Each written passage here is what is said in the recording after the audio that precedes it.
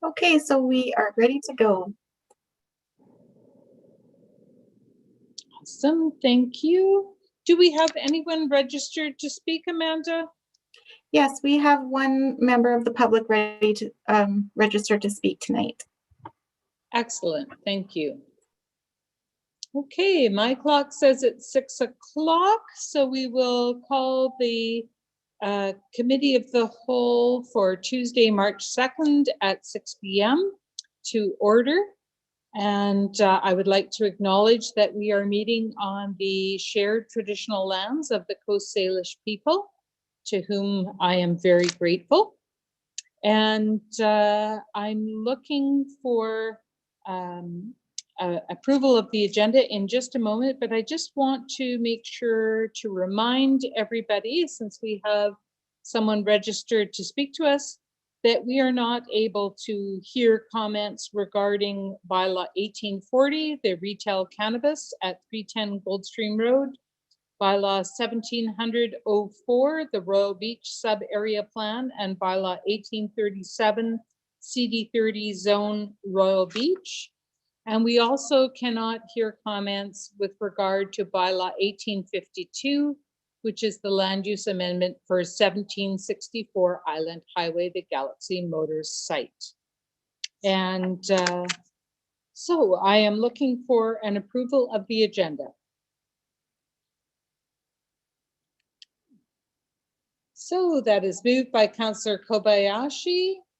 I don't believe we require any seconders, as we are at Committee of the Whole again for budget. So the agenda is approved. Public participation is next on our agenda. Amanda, would you like to introduce our public? Hello, we have Laura Davis on the line. If you could press *6 to unmute yourself, please provide your address as well.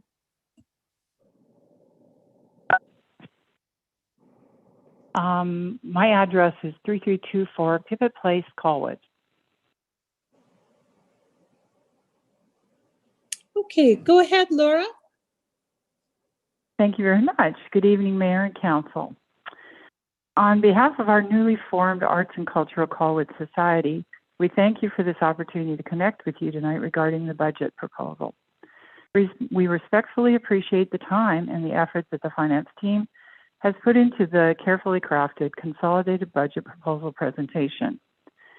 In review of the presentation, I find some departure from the OCP in that the arts is not a titled segment for which a specific budget has been created. I find that recreation, culture, and heritage category does address some of the arts programming and infrastructure spending. However, it seems to be addressed as special initiatives within it. The special initiatives line item decreases substantially in 2023, I also note. I do see that in 2022, however, in the description, there are no details for the $42,000 initiative. I believe, based on my experience with arts and culture on the West Shore, and with the growth we are experiencing in Callwood, arts and culture must become a defined and dedicated continuing part of the budget package. As we proceed through the COVID dilemma, we as a group find that arts and culture is a catalyst to bring hope and joy back to our neighborhoods. Creativity that engages our citizen in the arts brings forth the wow moment, especially now. Arts and culture programming can be done during COVID, as demonstrated by many other arts organizations who have paved the way this past year. We feel strongly that our mental health is of the highest priority going forward. With this in mind, we encourage the city to embrace funding in the current year that is dedicated to the arts. We see creativity and resiliency of human spirit as a must for our Callwood community. I just have two questions I'll put out here for you, and I'm sure you'll probably discuss some of it tonight. I note that the only place where arts programming is actually funded is under the category Special Initiatives. Though only a mention of $10,000 in the current year is for a public art project. Is there a reason why there is not a part of recreation, culture, and heritage line item? In other words, what is the arts? Can it be within that category? As well, there's nothing funded for the current year for arts and culture, and that's programming I'm talking about. The other question I have is with respect to construction contributions. Part of the contributions are described as amenities. I'm curious to know, what does this include? Is there a direct agreement with the developers? How is the determination made each year to recognize part of those reserves? And who decides what the spending will be from those generated revenues? That concludes my comments and questions. And I thank you, Mayor and Council and staff, for your continued dedication and service to our Callwood community. Thank you very much. Is there any staff who would care to speak to this? Hi, Madam Chair. It's Ian Burhill here. Excellent. Hi. Just like to thank you to Ms. Davis for prompting the questions regarding the information that's missing for the line items for the 2022 art spend. That line item is meant to apply to the development of an arts plan for the city and a strategy for the expenditure of public art funds. So we have a reserve fund right now that's not going towards projects through a specific strategy. So the idea is that we would develop that in 2022 and then implement as soon as it was approved by council. Thank you. Thank you. And I can just speak to the last part in terms of who is responsible for how those reserves are spent, and that responsibility lies with council. Excellent. Thank you. Great. All right, we will move on in our agenda. Under our next item is new business, with introducing Jen Hepting, our Director of Finance, and the 21 to 25 draft financial plan. Thank you very much. I'll just take one moment and I'll start my screen share here.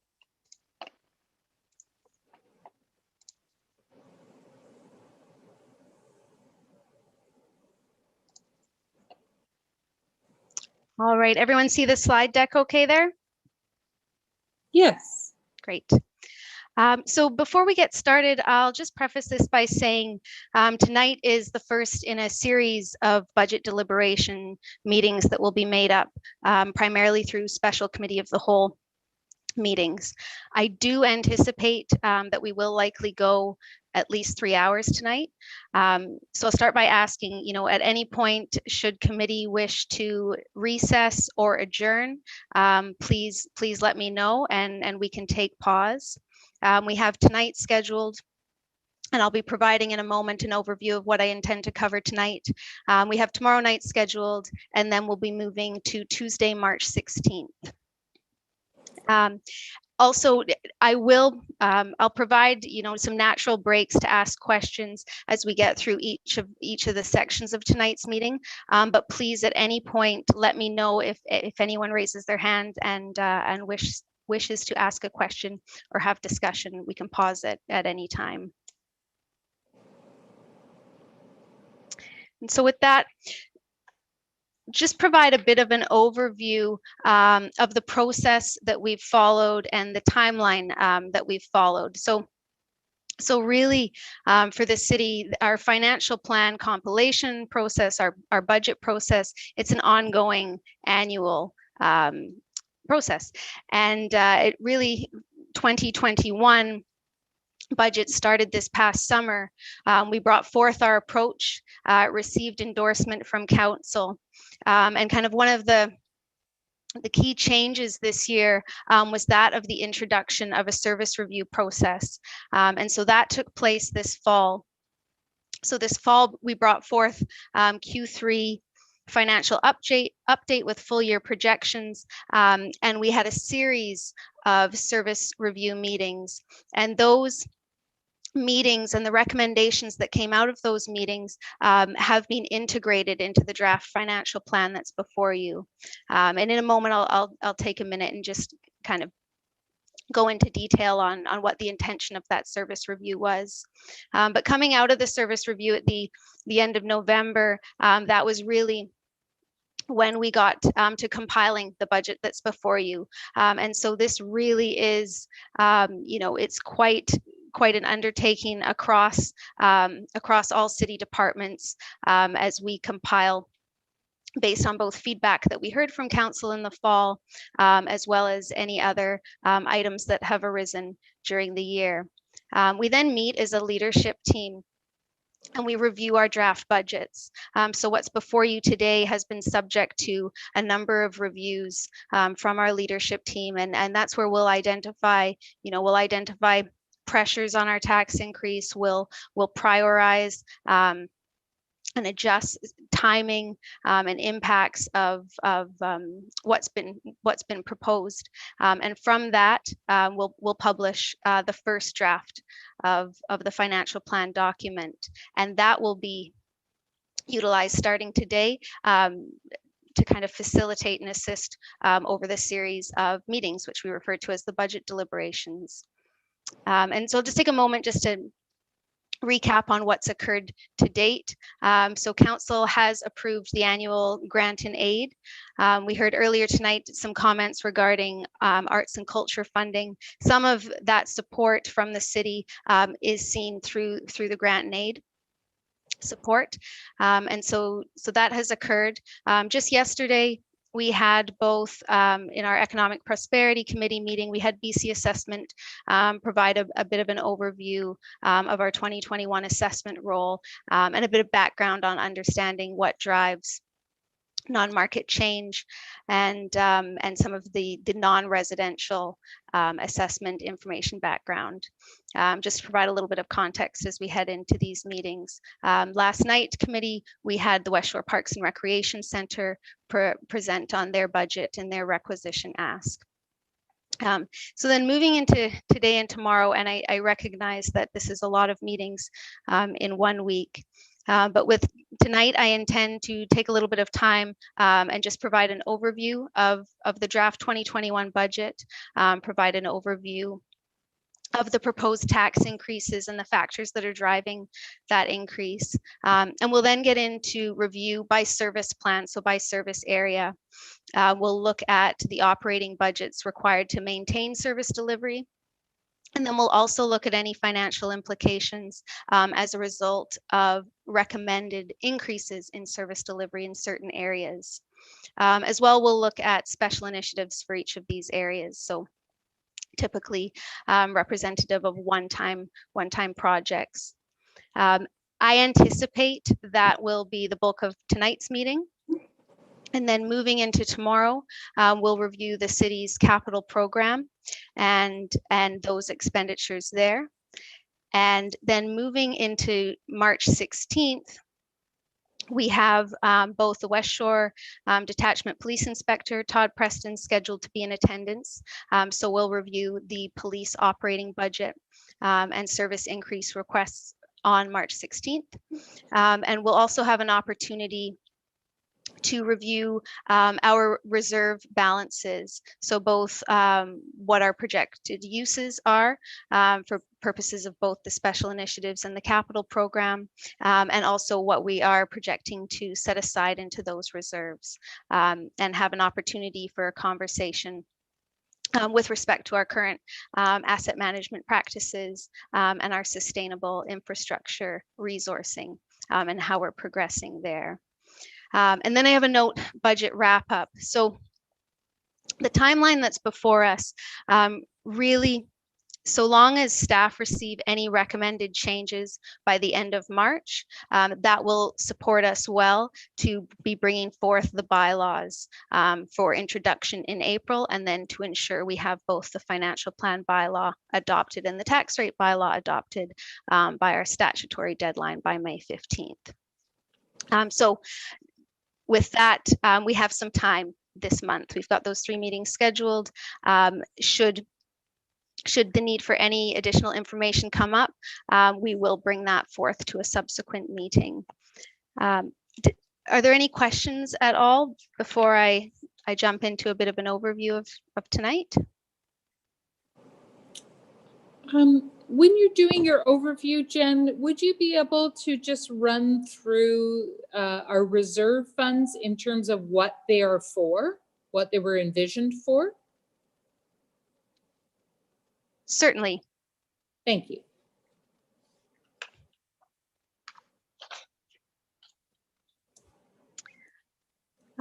So here's a quick recap. What I did just comment on a moment ago. So really tonight we'll get into an understanding of the factors driving the tax increase. I'll also provide a bit of commentary on the other operating revenues that are supporting and funding our service delivery. We'll then move in to each of the service areas and discuss special initiatives for those areas. With the capital plan, that may be the best opportunity to provide an overview, and that is scheduled for tomorrow, and a discussion on the asset management practices. And then following that meeting, we'll be into the bylaw adoption.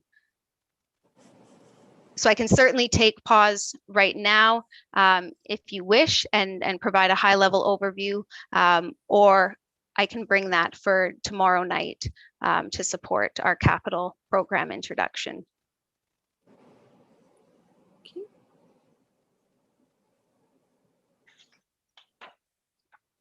And I did just want to highlight, so the city published the first draft of this financial plan document just late last week. And no different from previous years, this is a draft document. Updates will be coming, and any of the recommended changes that come out of this series of budget meetings will of course need to be updated in this document.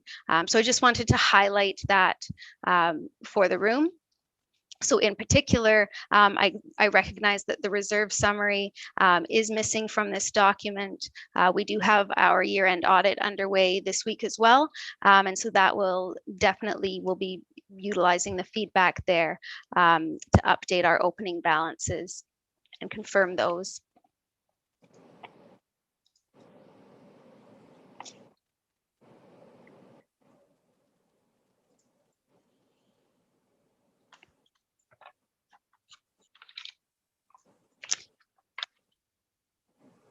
So the draft budget before you tonight, before consideration of the recommended service increases that came out of last fall's service review, proposes a 3.99% property tax increase. So just take a moment to provide a little bit of the breakdown of the factors that are driving that increase. And if you are following along with the financial plan document, this information is provided on page 17. So there are a few factors to consider. Ultimately, in order to ensure we have sufficient funding to maintain our existing service delivery, the city does require a tax increase of 1.64%. So the factors considered in that amount, both the necessary property tax increase to support the core operating budget increases. And I will say there has been one change to the information on page 17, and that's a reallocation of $40,100 from the figure, that's included in the increase pertaining to the service review. Rather than that being $495,000, it's reduced to $455,000. There was a portion, and I'll highlight it when we get to the Boulevards service area, but there was a necessary increase to maintain service delivery in that area. And so that's affected just the breakdown of the increase on page 17 there. But ultimately, in order to ensure we maintain existing service delivery, we're looking at a 1.64% increase, the need for approximately another $250,000 in property taxation. Then moving along, there was a number of increased services that were endorsed and approved under the 2020 to 2024 financial plan. And a number of these, the full financial impacts were not realized until year 2, until 2021. And so that represents another 3.21% increase. And as we get to each of those service areas, I'll comment on the specifics of those. Those increased services are a result of the impact of growth and development on the community. And so, as was highlighted last year, we will be, the budget continues to propose the utilization of our new construction taxation to mitigate the tax increase associated with those increased services in those areas. Based on our completed roll, which isn't the final roll, we will have our final assessment information on March 24th. But our preliminary roll, which is typically quite accurate, we are expecting an additional $432,000. And so that funding will support both the increased service and support some of the transfers to reserves that are required. This budget introduces the sustainable funding for an infrastructure project management position. And so we will comment on this further when we get to the city's capital program. But the intention here is to introduce a staffing position to support delivery of some of the city's capital infrastructure works. The 2020 to 24 financial plan approved for 2021 the introduction of an infrastructure program that we've referred to as public realm infrastructure improvements. And so annually we will tax for this. We will set aside these monies into reserves, and then they will be utilized for purposes of public realm infrastructure improvements. And so the sum of those factors bring us to the 2.99%, and that is before consideration of the recommended 1% increase for purposes of our sustainable infrastructure replacement plan. So before we get to consideration of the impact of any new or recommended service increases coming out of service review, we're looking at a tax increase of 4%. I will take a moment to comment because I do think it is helpful to provide a little bit of context about how that impact will be realized for the typical homeowner. But I will take pause if there's any questions just in terms of high level, what's driving the budget that's before you today. Anyone have a question? Councillor Parkinson. My first question, I can't find this on page 17, although it's quite clear on the screen. So I don't know if I'm doing something funny, but just this would take the total new construction revenue and apply that to reduce the tax rate. Is that what we're saying here? And that's not sort of standard practice in the past? Am I correct in that, Jen? Thank you for your question, Councillor Parkinson. And I'll take a moment and just walk through. It's the top chart on page 17, but what I haven't captured is the impact of this $40,000 reallocation. So where you see the tax increase before sustainable infrastructure showing at the 2.73%, that is in fact this 2.99 that's on the screen before you. So that's the impact of that reallocation. Now, in terms of past practice and what's recommended with respect to our new construction taxation. So under the city's sustainable infrastructure policy, there's recommended practice. Ultimately, this revenue is primarily the result of the impact of both building and development, so subdivision and new builds in the city. And so our policy requires that we either utilize this to support the impact, the operating impact of that community growth. So for example, if we see ourselves needing to increase our fire rescue protection or increase our policing services as a result of the impact of community growth, we will utilize this new construction taxation. Conversely, we will also look to utilize this new construction taxation to set aside that money to reserves for purposes of sustaining our existing infrastructure, so that when it comes due for replacement, major upgrades, we have that funding in place. So under the 2020 budget, we did utilize that taxation to support the increased, services.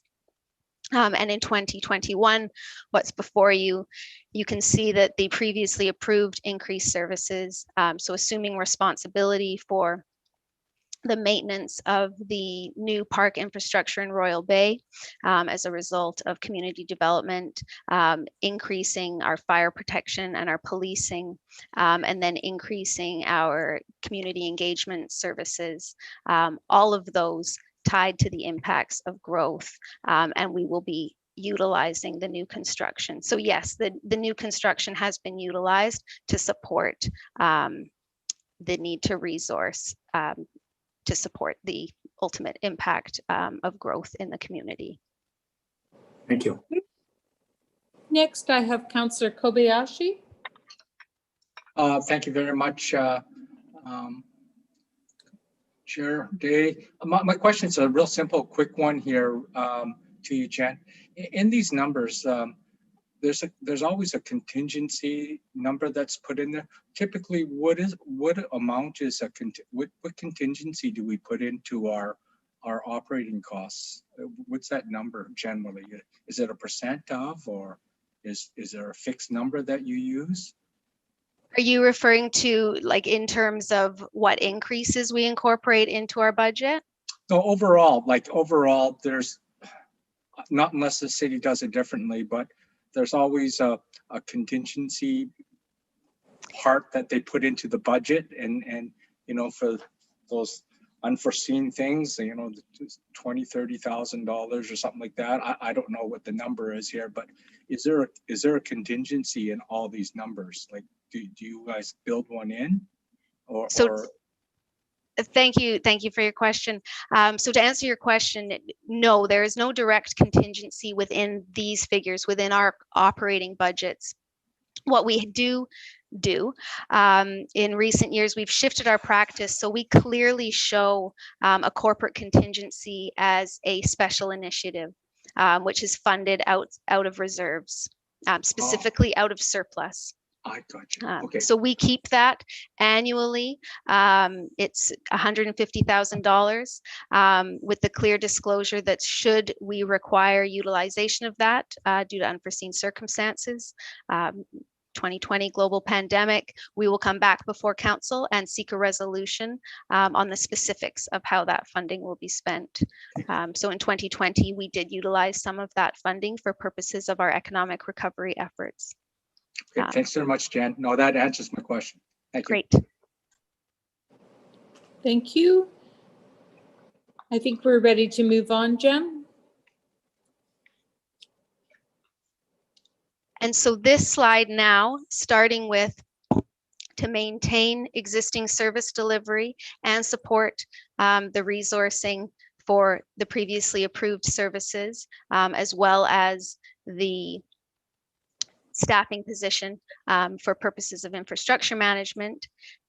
This slide now shows a possible increase of up to 7% based on the financial implications of the recommendations that came out of service review this past fall. So as we get to each of the specific service areas, we'll highlight these costs and provide some background on what's driving these costs and what these represent. And so ultimately, depending on whether or not there is recommendations to support these increased services, that would bring us from the 3.99% to a 7% increase. Thank you, Jen. Mayor Martin has a question. Absolutely. Thank you, Chair. Can you explain to us that 3.99? How will that affect the average household? I'm looking at that little parenthesis at the bottom before impact of commercial tax rate reductions. So if we, and I know we passed a motion to look at, I don't know if it's a 5-year plan of slowly reducing our commercial tax rates. So what would a 3.99 residential tax lift actually look like? Absolutely. Thank you, Mayor Martin. Through the chair. So we've passed, we have direction from council resolution to slowly over a 5-year period, 2020 was year 1, reduce our business commercial tax multiplier. So that's the number of times higher our commercial tax rate is from our residential tax rate. So in 2020, we got that multiplier down for the municipal tax to 3.93. Our goal is to get closer to the CRD average of approximately 3.67. So the impact of that, all other things remaining equal, is a shift to the typical residential property of an additional 1 to 1.5%. It was slightly higher in 2020 because we also reduced our light industrial tax rate, and that had a bit of an impact as well. So what does that mean? Typical residential property in Callwood, if we were to endorse let's call it the 4% property tax increase, that property would realize an increase of closer to 5 or 5.5%. So rather than the $73, what would actualize on the property tax notice would be closer to $100 or about $8 a month for the 2021 period. And so with this 7%, that $128 would be closer to about 150 or 155.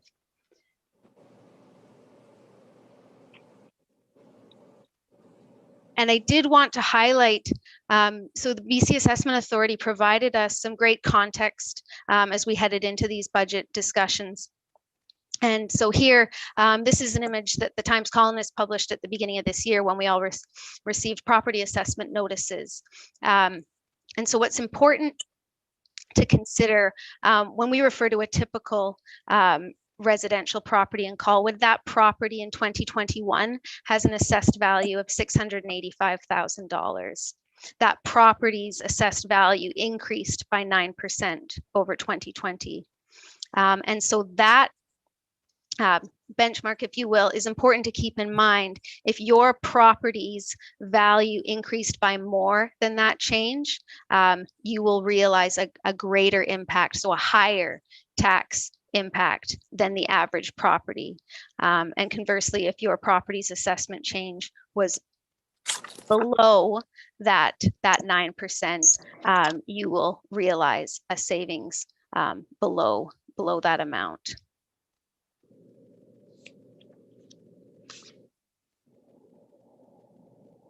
And there was some feedback at a previous meeting, just to comment on, what the typical taxes are in Callwood, because we have the taxes that are levied as a mill rate on the assessed value, but then we also have user fees to consider and parcel taxes to consider. And so majority of single family residential properties in Callwood are on sewer. And so the typical property will pay $3,400 in tax. That same typical property with a similar assessed value, if it's on sewer, it will pay between $3,600 and $4,000, depending on what sewer local area the property is physically located within, and depending on the sewer user fee, which is calculated based on annualized winter water meter readings. And so those, of course, will fluctuate depending on usage. We previously brought before council some information on property tax benchmarking, and we provided some information about how Callwood sits in relation to the average property on the South Island.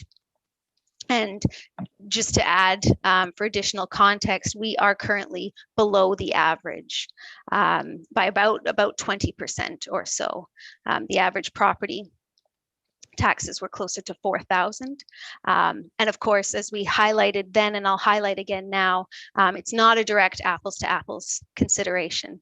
I mean, each municipality provides a varying array of services, but it is somewhat of a benchmark that may be helpful context as we go through budget deliberations and we're introduced to the varying changes in resourcing that's required for each of our service areas. Thank you, Jen.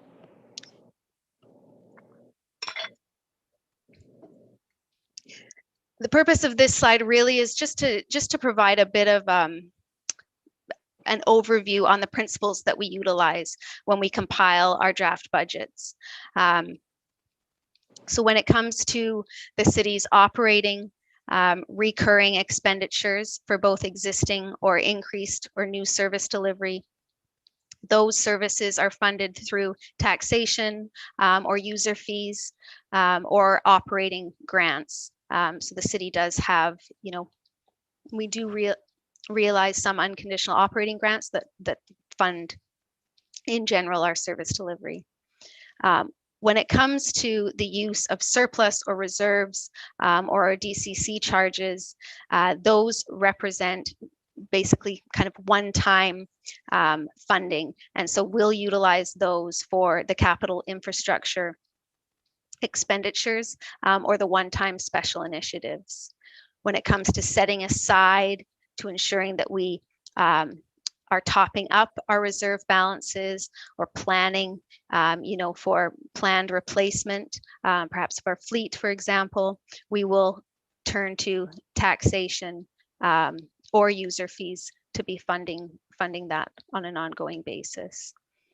So that's really just kind of highlighting the principles that we follow. So you won't see in the budget, for example, the utilization of reserves typically to fund ongoing operating expenditures. And if that is the case, that would certainly be highlighted for council and really in extenuating circumstances.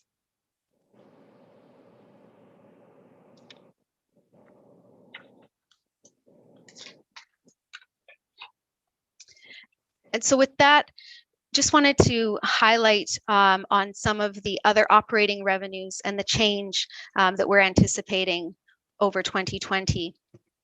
So as was mentioned, our new construction property taxation, the preliminary information shows an additional $130 million on our roll this year. 95% of that is residential. And almost all of that is related to the impact of subdivision and of new construction. And so when we apply our estimated rates, that generates an additional $430,000. And we will always highlight that separately. As I explained earlier, that is intended for specific purposes. And so we need to ensure that we utilize it as such. The city also earns grants in lieu, primarily from federal property. We also do have a covenant on a private school where we generate some grant in lieu monies as well as provincial properties.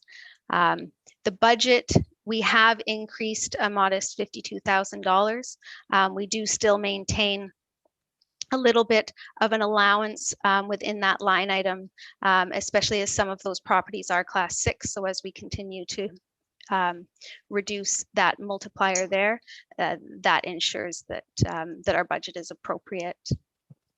The property tax penalties and interest in the 2020 budget, ultimately we really didn't know what the impact would be of our shift in how we levied the tax penalty. And so as a result, we reduced our budget.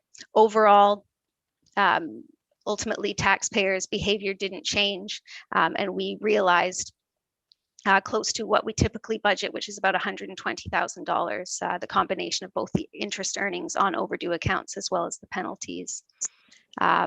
While, you know, every year we continue to just ensure that ratepayers are aware of tax deadlines and that sort of thing, we do still realize some funding that supports our service delivery.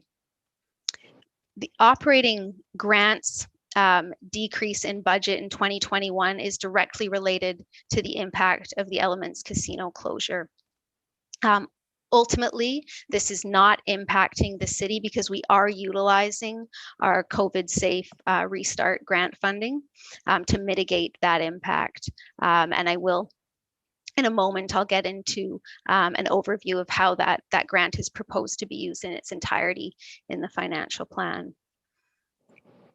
So moving over to the impact of the increased building and development activity. This time last year, we really didn't know how the pandemic would impact activity in Callwood. We reduced budgets, and that certainly did not actualize. And as we move forward and we forecast into 2021, 2022, we are anticipating increased activity, and these are the budgeted increases in each of those areas. The majority of this increased fee revenue is supporting the need for increased resourcing in those areas to support the service delivery. I will comment when we get into building and bylaw, a portion of that, you know, every year and every quarter, really, as we review this information with the building manager, we'll establish somewhat of a baseline in building permit revenues. And then anything that's anticipated above that, we have been setting aside into reserves for capital.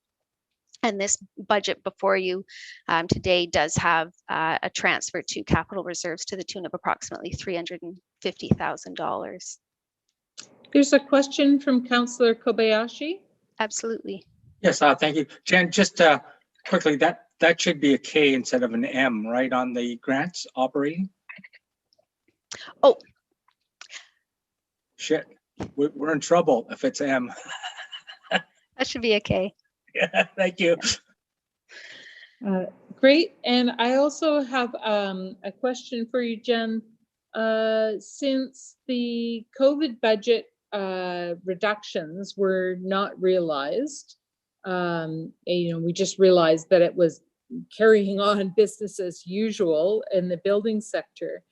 But also our building services, are they not user pay for the majority? So I'm just wondering if they're self-sustaining through their permit revenues. Is that a different impact than what I'm seeing there? Really good question. Thank you, Councillor Day. So this is as we continue with the service review process and we improve our ability to directly tie expenditures with each area. This will improve and aid in that conversation. Right now, the direct costs that we're disclosing for our building area, the fees generated more than exceed those. Now, that being said, we're not applying overhead for, you know, internal support services that also support that service delivery. And it's also important to consider the impact of that on other areas, you know, in particular development services and our engineering service delivery as it pertains to the impact of that development. So our fees, and I will highlight this, and this was commented on, as well as we had these discussions in the fall with service review, we do have slated a fee review for both our development fees, our building fees, as well as our sewer connection fee, and in part, you know, a review to ensure that the rates we're charging are appropriate. Great. And also Councillor Kobayashi has another question. Sorry. Yeah, thank you very much. Just another quick question, Jen. The COVID money, is that under, do you put that under special initiative then? Is that correct? Is that how you account for that? Great question. So no, not entirely. In a couple of instances, you will see it is highlighted, spend of that is highlighted as a special initiative, but we have also incorporated that funding into some of our core program delivery, in particular our emergency response budgets. So, and I will kind of get into this in a moment, but ultimately the city was a recipient of just shy of $3.5 million. Right. That funding from an accounting standpoint gets recognized as revenue. We set it aside, it was restricted within our surplus balance, and then we will be drawing down on it, which.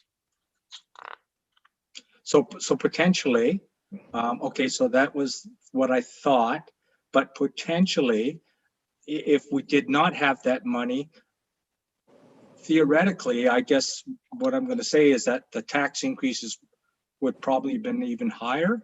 Is that correct in my assumption? Yes. Okay. Yes, so that the primary use of that funding for the city of Callwood is to mitigate the impact of foregone revenues, it specifically with respect to the Elements Casino, the impact of that closure. While we certainly don't realize that impact to the same magnitude as you may have heard in the media for our neighbors over in View Royal, it does Yes. still have an impact on us. And yes, if we didn't have that grant revenue, we would have had to provide alternatives on how we would have mitigated the impact. And one of those would have been a further tax increase. Right. Okay. Thank you very much, Jen. And so just the last operating revenue to highlight, which we'll discuss in detail with the sewer utility, is that of the sewer user fee. So we are projecting the need to increase that user fee in part to fund increased operating costs associated with the region's sewage treatment plant, and also to ensure that we have sufficient funding in place for purposes of sewer main maintenance. And so just as we were commenting on the city's COVID relief grant funding, this chart before you shows how the draft budget has proposed the allocation. So starting, and I'll just walk you through the 2020, what has actualized and how we've utilized that grant. So our revenue did fall short to the tune of approximately $300,000. The majority of that was the impact of the casino's closure. So we realized approximately $65,000 in earnings for Q1, typical to what we realized in the quarters before, and then the casino closed and we haven't realized anything since then. And so we've recognized the COVID grant to top those earnings back up. The costs within the facility, operating costs and emergency planning, emergency response. So that $59,000 there, that is the net impact of what we don't anticipate to recover from Emergency Management BC. So throughout the last year, we of course ensured that we tracked all of our COVID-related expenditures to determine whether or not they would be recoverable through that program with the province, or if we would be applying the COVID grant towards those expenditures.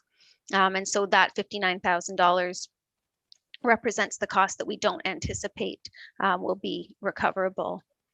IT software and hardware costs, primarily related to twofold, both equipment needed to support remote work, and also the city had slated a new phone system, which we actually got a phone system that supports Teams meetings, Teams calls as well, which we are just rolling out the implementation of that system right now. We also utilized some of the grant funding for purposes of our economic recovery. So before, up until early November, we were not aware that we would be the recipient of this grant funding. And so council did authorize the use of contingency funds for purposes of those efforts. And we have since now been able to keep that general surplus and instead draw down on the grant funding. Moving forward, we've really applied estimates on how we anticipate we will need to utilize this funding. So when it comes to the revenue shortfalls, we are anticipating, I believe it was at least 75% shortfall in 2021, and then kind of phasing that up over the next 5 years with respect to the casino revenues. To a much lesser degree, we did realize shortfalls with our facility rentals. The 2021 budget, when we get to the discussion on the spring cleanup, should we move forth with that service delivery in 2021, we would be recommending no cash handling, and so no fee collection there, and we would utilize this grant revenue.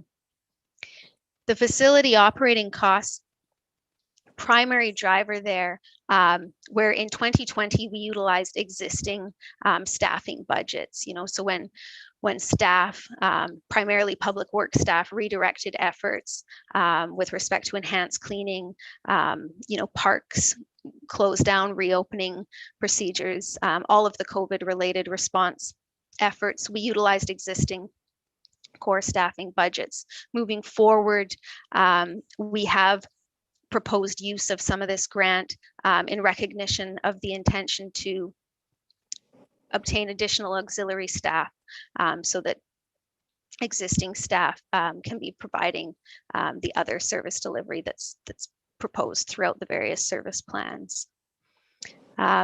We're also, as we get into the capital program discussion tomorrow, there is the need for additional workspace in our public works yards. And so we've put forth proposal for trailers, washroom, trailer facility, and an additional workspace with lunchroom facility to support our staff. IT costs, primary driver there. So this grant can be used for any efforts to improve interconnectivity for the city and between the city and the public. And so we're proposing use of this grant funding for purposes of the municipal business software solution that we will be implementing this year. And as well, Council has endorsed a number of specific actions with respect to our economic recovery efforts, and we are proposing utilization of this grant funding there.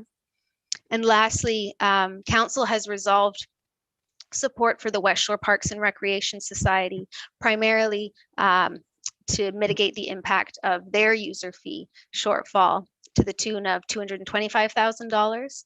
And this budget proposes some additional. To date, we have not received any other requests. But that being said, in conversations I've had with staff, they will, of course, similar to us, be monitoring just how things are impacted throughout this year. And so that overall right now is how that grant funding is proposed to be utilized in this 5-year financial plan. And I see Councillor Kobayashi has a question. Please go ahead. Thanks a lot, Jen. So is this is there some risk associated with this? Is it set in concrete here? Like the provincial government can't pull this back on us, right? We've already given them a plan and they've approved it, and so we're pretty well set here. Is that how this works? Could you explain that to us, Jen? Absolutely, great question. So I've had multiple conversations with our contact at the province with respect to this grant funding. Because we typically, we do need to report out on utilization of grant funding, and sometimes that reporting is really quite detailed. Sometimes we won't receive the cash until the projects are complete, and then we submit detailed reports, and then we will receive the grant subsequently. In this case, the city has received the grant funding. The province's expectation is that we disclose utilization of this grant funding just by way of our financial statement disclosure.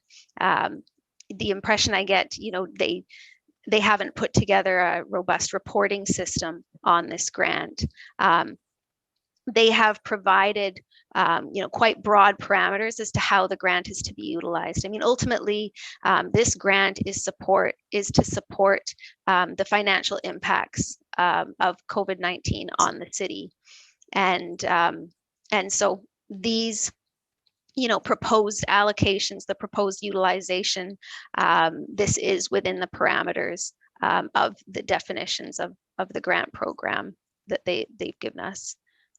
These broad parameters in part are why our auditors are requiring that we realize the full grant amount as revenue. Gotcha. Okay. Yeah. Okay, thank you very much. Great answer.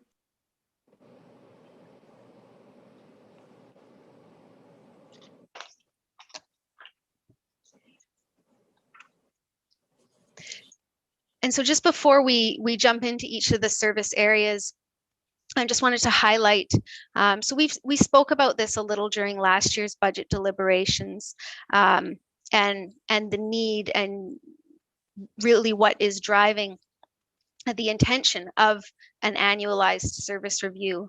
And this is in part, it's providing an opportunity for council. So this fall, the first time, for council to connect with each of the service delivery teams, to hear from those teams, to hear, current opportunities, challenges in those areas, ultimately to define council's expectations of service delivery for each of our areas. And then with those expectations, for staff to get an understanding as to whether council would like to see those services maintained or if they wish to see those services increased. So 2020, we brought forth an initial inventory of existing city services and programs. And we use that inventory to drive the service areas as they were presented before council. So for the most part, those service areas married up with our departments. Up until a couple of years ago, when you would receive the draft budget for consideration, it was broken down by city department. We're transitioning that over to city service area. And so with that, comes an increase in the transparency of the costs of delivering services. And so, I really want to just stress that this process will take time.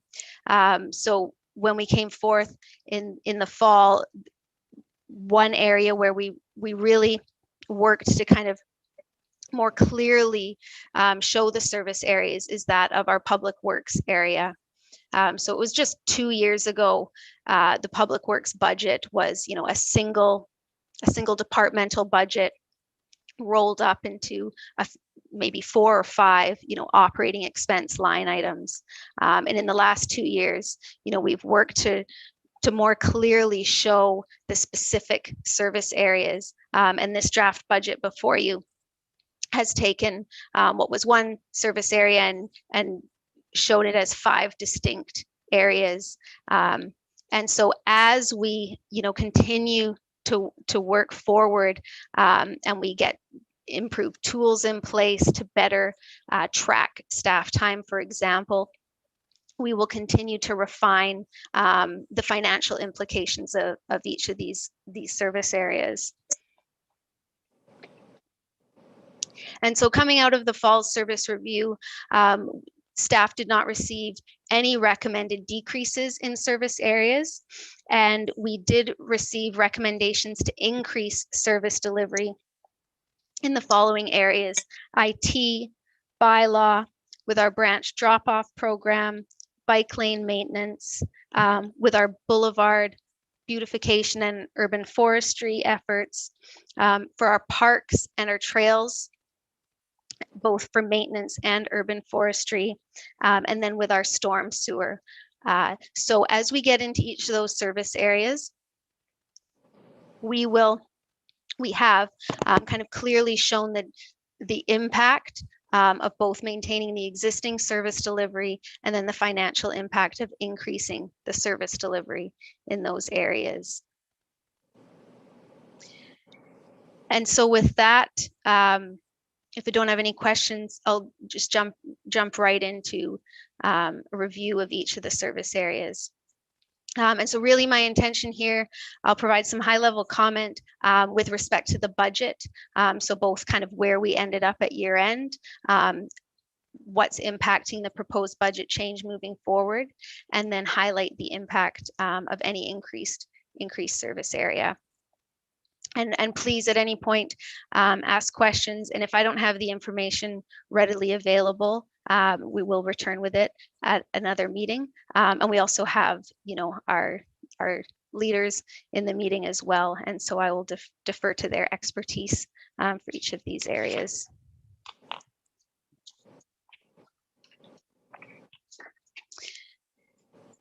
And so moving into corporate services, this area represents both our corporate administration as well as our communications team, our human resources team, as well as support funding for our grant and aid and our fee-for-service arrangements.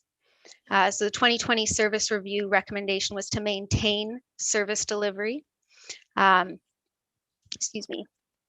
And with that, the previous financial plan did recommend an increase to our human resources service delivery proposed for 2022. And this draft budget before you proposes that increase in 2021. And so just kind of moving down, the primary driver for coming in under budget in 2020 was due to staff turnover and vacancies, as well as the underutilization of consulting and training and professional development budgets. And you will see that impact throughout the service plans, particularly with our, our training, professional development, any travel budgets. Those were not utilized. And in fact, throughout the year, we really were relying on that just to support our service delivery, as certainly in the beginning half of last year, we weren't certain on what the financial impact of how things were progressing would have actualized. We have a question from Councillor Baxter. Please go ahead. We're not hearing you. Sorry, Mr. Unmute. I hope I'm not jumping ahead, but looking at page 31,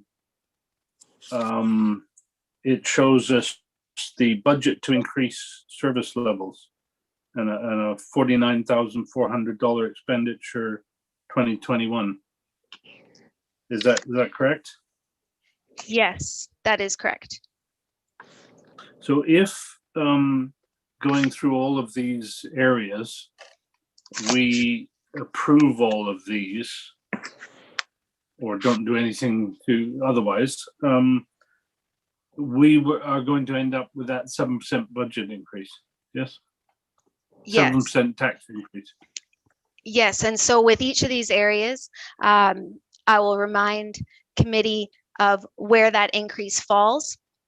So you will see three different drivers of increases in a service area. One, there may be the need to increase resourcing in order to resource the impact of the increased building and development activity. In those cases, those increases are not driving the property tax proposed increases. They are being funded through the increased volume in those areas. The second increase is a previously approved service increase. And so that is not what's driving the 4 to the 7% lift, but what's resulting in the 4% lift. And then the third is where an increase is a new increase that was not previously approved.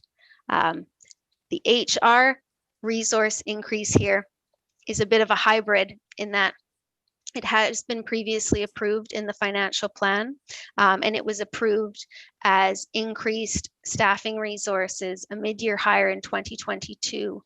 This year's budget proposes bringing that resourcing forward to 2021.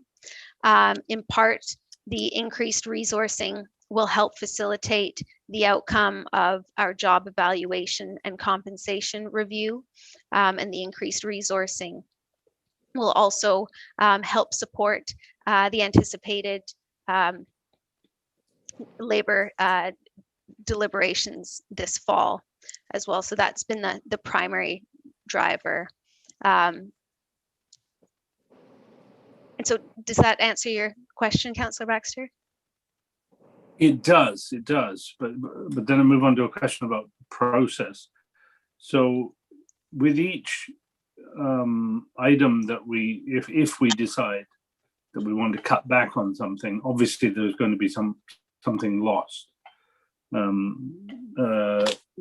So we have to make decisions at some point this evening or next, I presume, about where we might want to cut back. Is that correct? That is correct.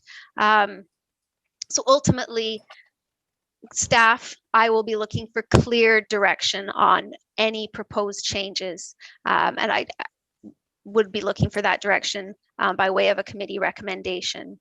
Yeah. Now, we will have a number of service areas to get through.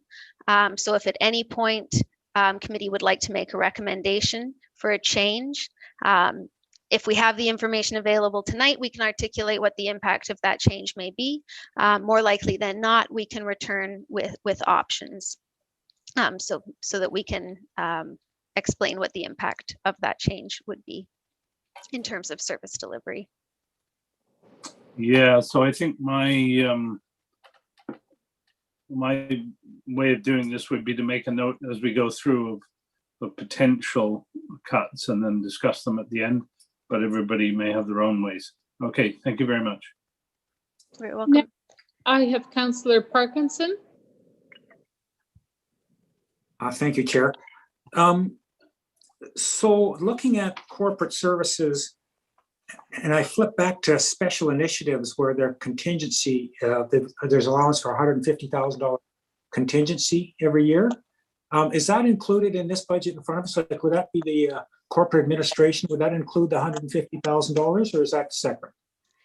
That is separate. So where, okay.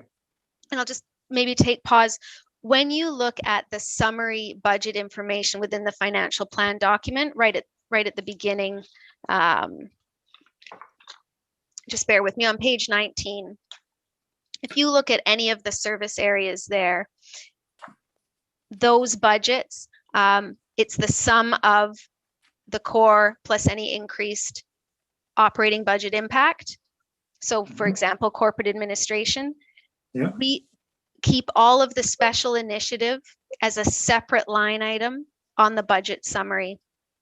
And so any special initiative that's proposed is not within the core operating budget for any service area. It is a separate budget line item. Gotcha. And that adds up to special initiatives add up to $3 million. Correct, for 2021. And that would come out of operating or out of reserves? Great question. So special initiatives are funded through reserves and surplus. So we could slash those, but it wouldn't affect the tax rate. Correct. Thank you. Okay. And maybe just one more time, the rationale for moving forward the human resources staff increase. Absolutely. So ultimately, we're looking at resourcing, in particular, the impact of the outcome of the job evaluation and compensation review. We're looking at resource support for the anticipated bargaining works this fall. We currently, we have a great collaboration between both finance staff and our HR team. And so we are providing some of that support internally right now, kind of by reallocating staffing resources. And so by bringing forth this increase this year as opposed to next year, that will help free up some of that internal capacity as well. And so by using an extra person to assist with the bargaining, is that taking away from what we would normally expect GVLRA to do? I mean, we're paying GVLRA to do a bunch of stuff. Are we double counting there? No, this is intended to support the internal staffing support for the effects of that work. Okay. Jen, can you expand on that a little bit? I didn't quite understand what you're getting Thank at. you, Cynthia. Thank you. It wasn't just me. So ultimately, when this request came forth under last year's budget, it was in part the recognition. So it's been about 2 or 3 years that we've introduced an HR team here at the city. So I believe it was either 2018 or 2019, we introduced the creation of an HR management position. This resourcing is recognizing the need to increase dedicated support for that function and for the organization. And to date, since we've introduced that, we have provided some of that support through existing staff. And I see our Chief Administrative Officer has his hand up to comment. Yeah, Mr. Earl. Thank you, Chair Day. Just to provide a little bit of further context, we have discovered in 2019 and 2020 that the vast majority of the time of our HR team is spent on onboarding new hires and helping team members with their new hires. And so the strategic level initiatives where we were desirous to spend more time are falling to the wayside. And so when we introduced the new position originally budgeted a year ago in 2022, it was to increase the bandwidth of our human resources department such that we could get past the day-to-day human resources tasks and into the strategic of investing in our most valuable asset, and that is the workforce that we have. Thank you, Mr. Earl. Next, I have Councillor Kobayashi. Thank you very much, Chair Day. Okay, so things like GVLRA, are they actually, and SIP and all that, where are they shown then? Is that under corporate administration or under the specific areas? Like, is GVLRA part of the human resources cost, for example? Great question. So GVLRA rolls up within corporate administration. Okay. SIP rolls up within our community planning service area. Okay, thank you. Councillor Baxter has a question. What is a 1% lift in taxes worth? Approximately $150,000. Thank you.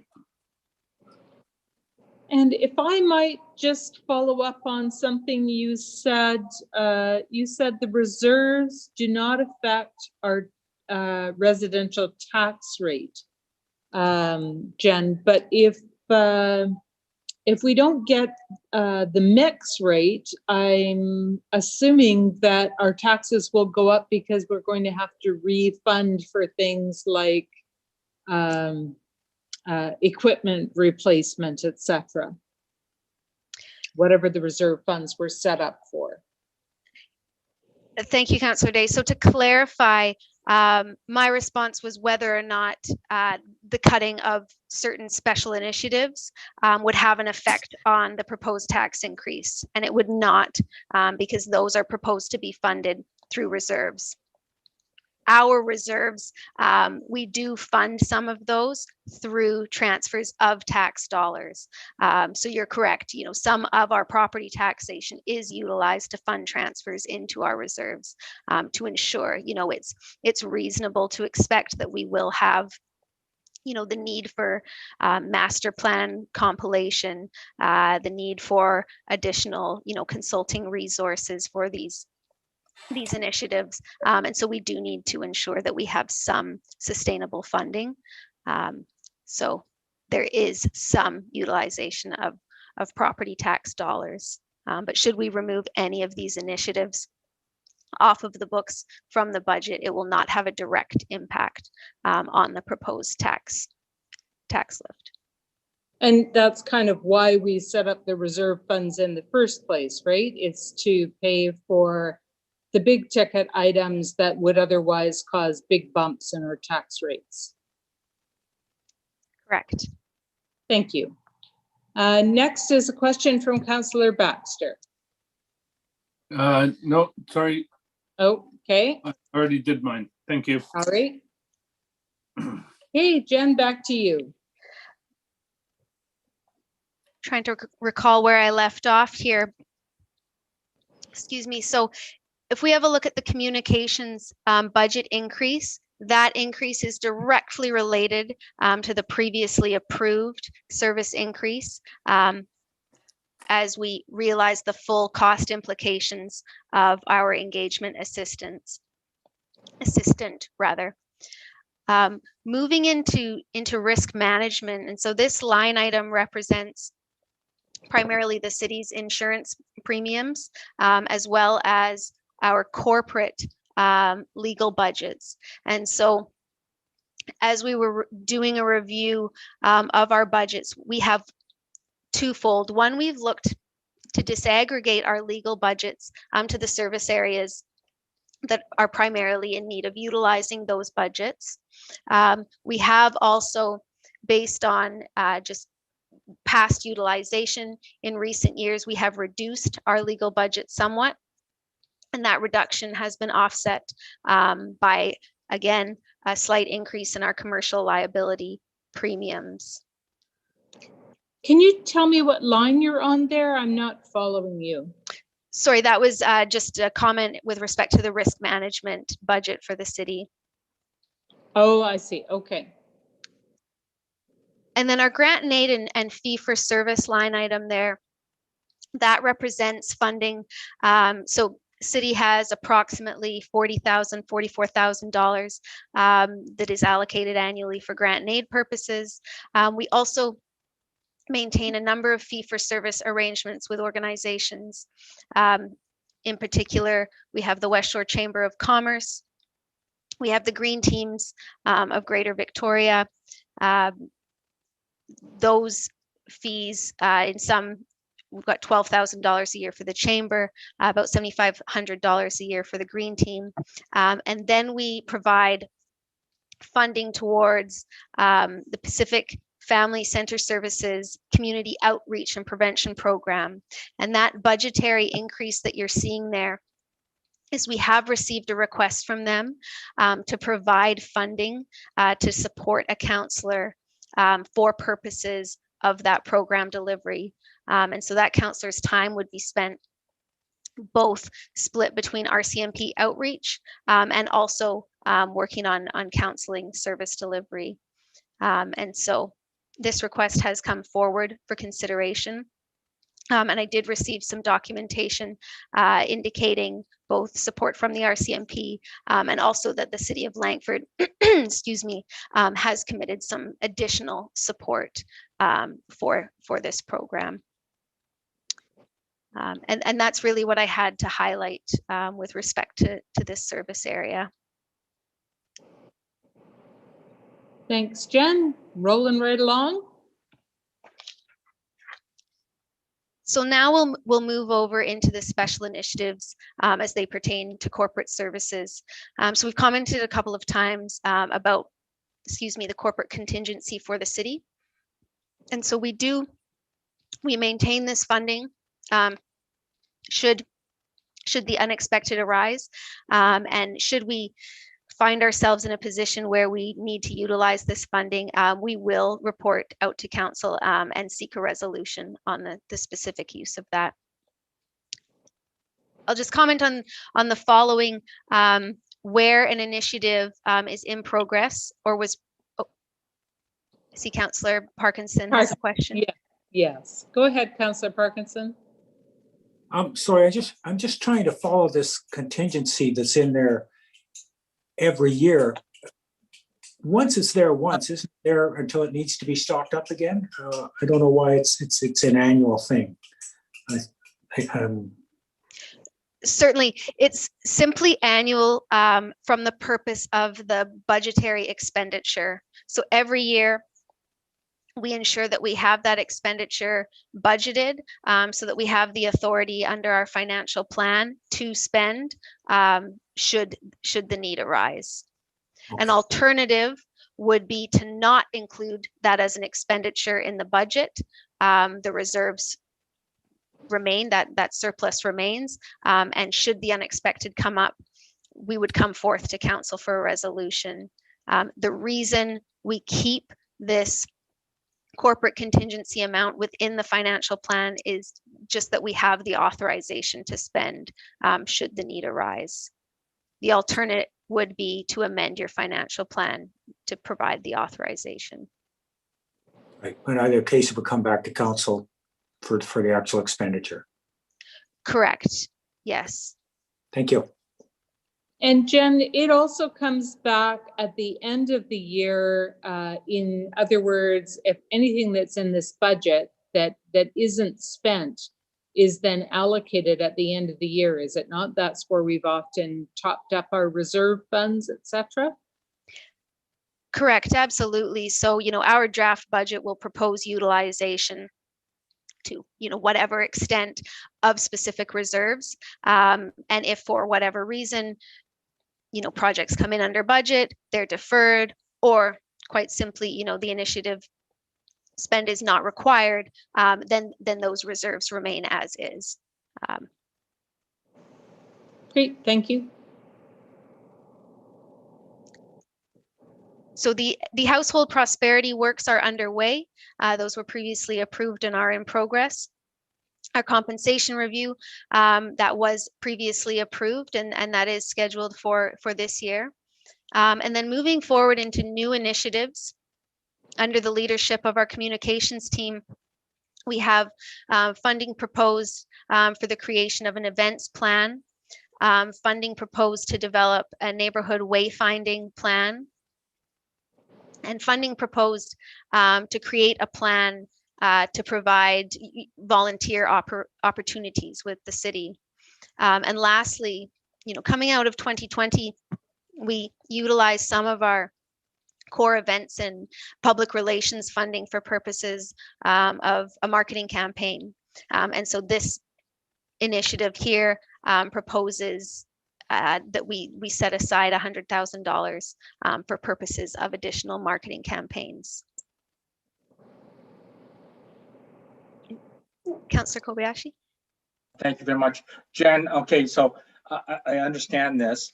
So the special initiatives, just clarifying right now, is funded by a reserve fund or surpluses from the previous year, right? Correct. Is it correct?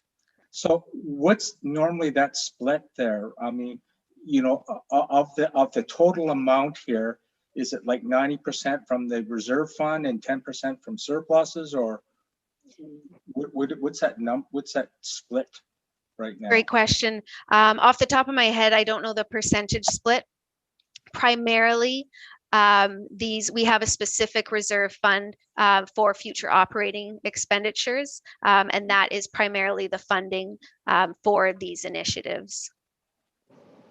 Because in a way, it's a bit of a shell game, right? Because in a way, if there was no surplus and we were to sort of say we typically have, say, $150,000 worth of surplus every year, and that's sort of been the tradition.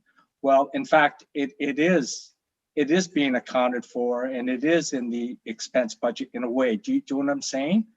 because I can clearly see with a reserve fund, you know, you're taking the money out. I mean, has nothing to do with taxation, but surpluses are surpluses, that they're either you're spending less or you're earning more, one way or the other, right? So. And often what drives a surplus is the impact of staffing transitions. So when you have staff turnover and that time in between securing the incumbent, that is typically what will drive our surpluses. Right, I forgot about that. Yes, good point, Jen. Thank you very much.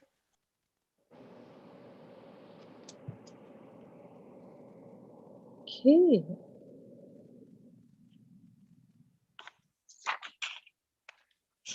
So if there are no further questions, I'll move on to the finance service area. Yes, please do. So service recommendation coming out of review was to maintain service delivery in this area. With respect to the funding directly related to finance, we're not anticipating any substantial changes in the fees collected. These are primarily related to both information requests on our property taxes, as well as we collect a nominal administrative fee for purposes of school tax administration. Moving into our core operating expenditures, these primarily represent staffing as well as the budgets that are needed to support professional services. So primarily our audit services and support as it pertains to the year-end audit. Both when we look at our actuals, the primary driver for our actuals coming in over budget was pertaining to a staffing transition. And then moving forth, the core budget, we are looking at an increase of 3.6%, which is slightly higher than would typically be anticipated. But this increase will help resource ultimately staffing composition and delivery on some of our strategic priority initiatives that we have slated to deliver on this year and into next year. And really the only other thing to comment on, which was commented on in the fall with our service review, is we are taking the opportunity. We have initiated, you know, a specific review of our team in general, of our composition, of our service delivery, and how we can best ensure, you know, that we're achieving that delivery and that we have our capacity allocated as it needs to be. So that's work that we have just started and will be continuing on with into this year.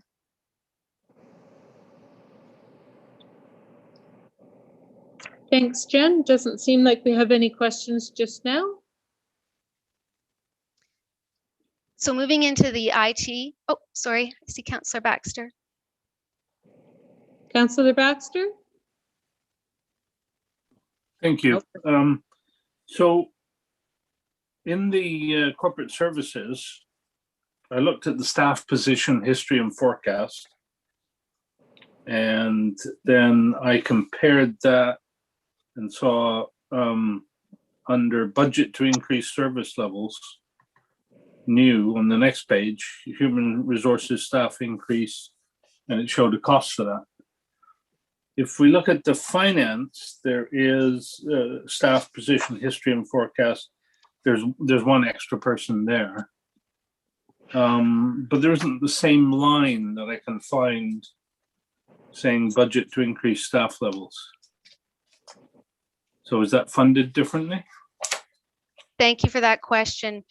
So with both corporate services and finance, we are exploring a staffing composition review.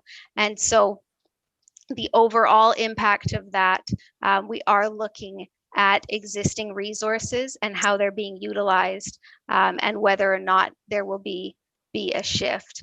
And so with the finance composition review, the reason we don't have anything clearly defined is we don't yet have an outcome recommended. We have an expectation that there will need to be a shift in resourcing, which is in part we've got a decrease in resourcing for core corporate service delivery, and we have an increase in resourcing for the finance delivery, but we have not yet brought forth any recommendations on how we will be looking to structure that. So will that be coming later this year? Yes, yes. But there won't be anything in the budget to provide for it? Is that right? So with the finance, if we have a look, in part, we're proposing utilization of casual staff funding to help facilitate that potential shift in how ultimately how a restructure could take place. Okay. Okay, thank you very much. Jen, do you have a time frame for your service reviews? Because I believe we did the service review, for example, on IT and Public Works. I believe that was accomplished last year. And then we see the corresponding increases this year. Is it going to be similar to that for finance? So for finance, so we underwent the same service review.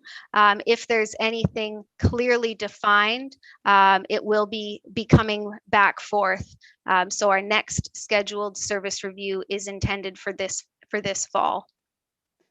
So with finance in particular, we have recently undergone staffing transition. We have a new manager on board as of a few weeks ago. And once we kind of get on the other side of budget and year end, we will look back into the composition review that was started. Okay, thank you.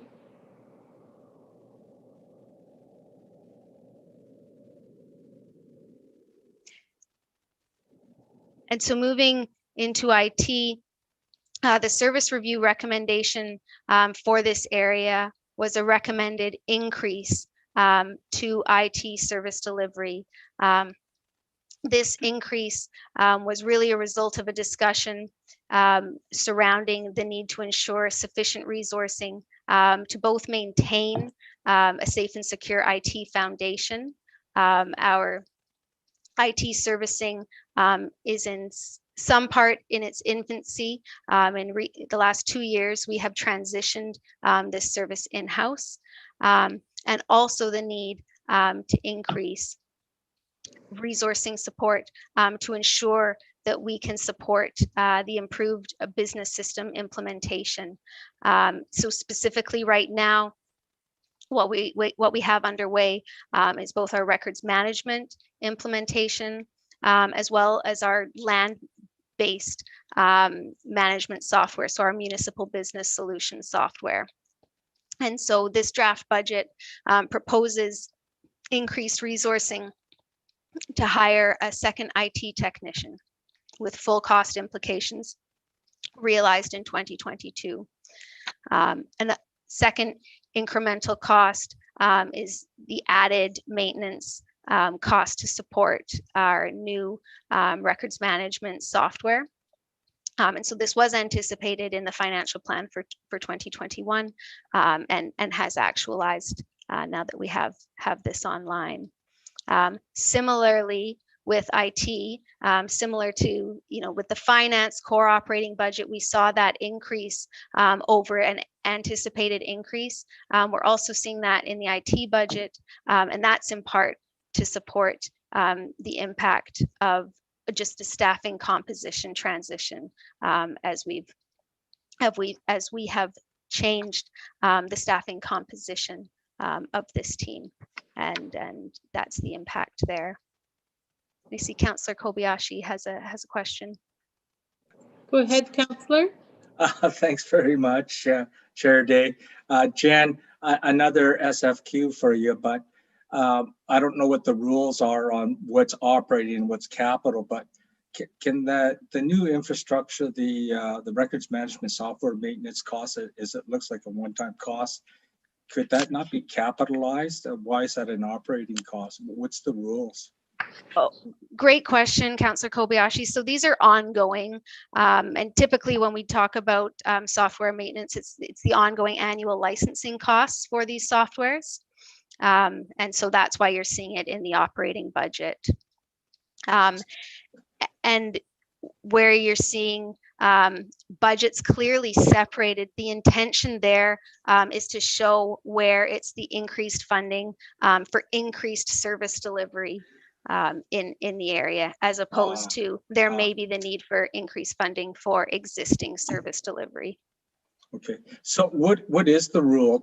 What can be capitalized? Can you just give us a 101 on what's allowable to be capitalized under your rules, and what is operational costs? Certainly. With respect to software, or just in general? Just in general, what's the rule of thumb that we should be aware Yeah, of? so I mean, I'm really oversimplifying our public sector accounting standards here, but where you have a useful life that extends beyond 1 year, we will look to capitalize that item, and will then incur the expenses over the useful life for accounting purposes. For funding purposes, for budget, that's why we consider our capital budget separate. So those represent the costs, either for replacement or for the initial, whether it's construction or installation of an asset. And then within the operating budget, those are the costs that are required to maintain that asset or that infrastructure. And so you've got both, operating costs, and then also, are you setting aside funding for the eventual replacement of that asset? Okay, great answer. I understand. Thank you. Councillor Parkinson has a question. Absolutely. A couple. Firstly, Jen, so you're looking at an IT increase here related to the land management software, the records management software. And you sort of get to the point of wondering, I mean, we spend a lot of money on this software, or are spending it, and where's the point of good money after bad? I just want, I mean, the idea of these significant software investments are hopefully to make everything more efficient and move along more smoothly. So I wonder about the concept of increasing staffing essentially permanently, if it's to get over a hump of getting these new software programs up and working efficiently. And I wonder if anybody's sort of wrestled with that question. And then the second one, and I won't put you on the spot for this, Jen, but I think all of us have to recognize that by the end of our exercise, we're going to be looking at trying to compare, increased IT support with increased corporate services support, and how the heck we evaluate, who's more valuable, and we're prepared to fund that one, but not the other one. Jen, I wouldn't ask you to try to stick handle around that. Probably just a council question, but it's something I think we all have to have in the back of our minds. I have no idea how to wrestle with that one yet. But the first question, I think I could stick you with. I think you can handle that one. Absolutely. And I'll comment on both of them. So with respect to IT resourcing, and I believe our IT manager is in on this call, and he can certainly articulate to this better than I can. But our expectation right now is that this is the need for ongoing resourcing to support ongoing IT service delivery.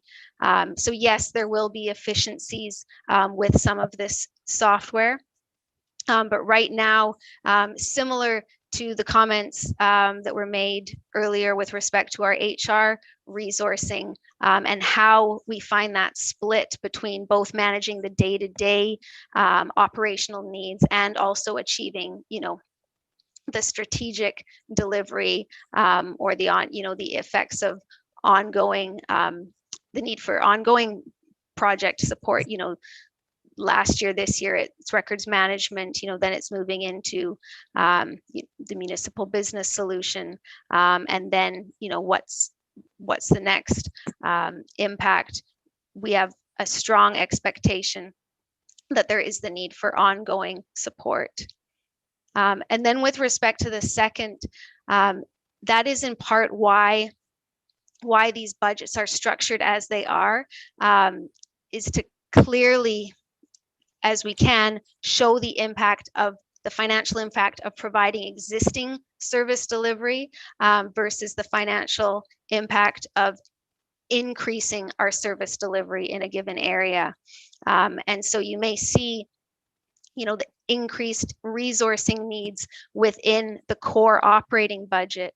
And that ultimately is based on the expectation that that increased resourcing is required to provide existing service delivery.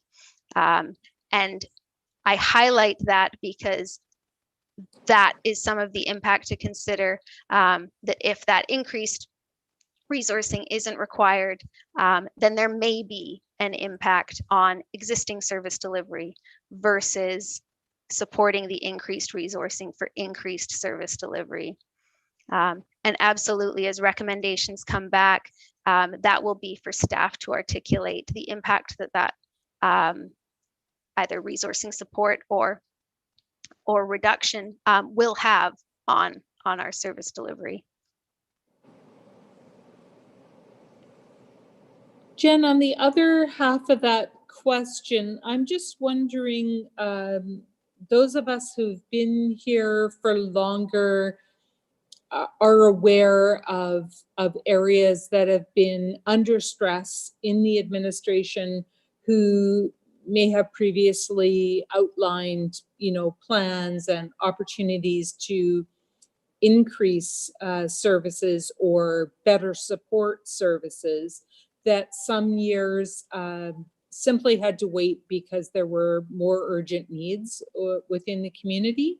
And corporate services was one of those areas.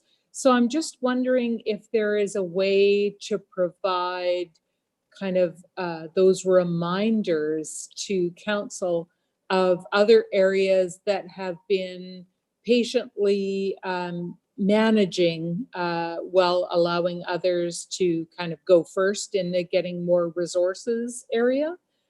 Do we have kind of a corporate memory, or could perhaps remind ourselves of the different areas that because every area struggles a little bit from time to time, and eventually struggle long enough that they hopefully get to the top of the pile? Great question. So certainly the financial plan provides some background in terms of staffing composition and changes, but really we're typically only giving, the previous year or so. So I think maybe some of that added context would be a broader look at staffing compositions for service areas and how those have been, historically. And certainly that's something that staff could come back with to provide that added context. Great, that would be lovely. So if there are no further questions with respect to IT, we'll move over into fire rescue. And I'll start by commenting here. So ultimately, coming in under budget in 2020, again, was primarily related to the lack of training in PD. And then moving forward for the core operating budget for existing service delivery in this area, emergency support services. So we highlighted this under the 2020 budget deliberations, that fire rescue has taken over leadership of this program. And we had highlighted initially a special initiative to represent the resourcing to work with View Royal Fire Services over a 3-year period to really enhance and strengthen that program for the city.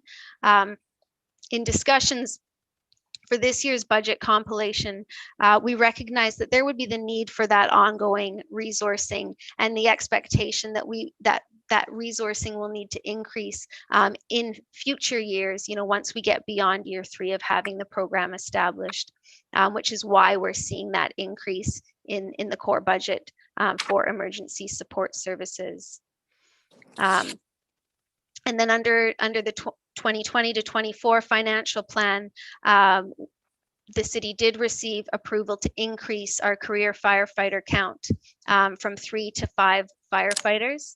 And this budget is proposing a mid-year hire of 2 additional firefighters, and then with full cost implications realized in 2022.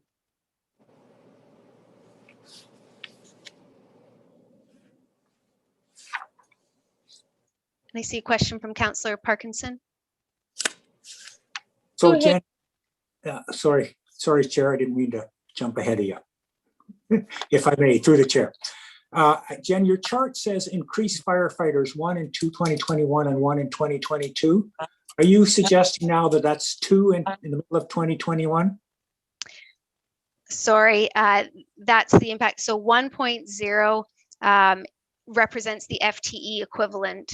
And so with it being a mid-year hire of 2 career firefighters, for budgetary purposes, it's the equivalent of 1 FTE.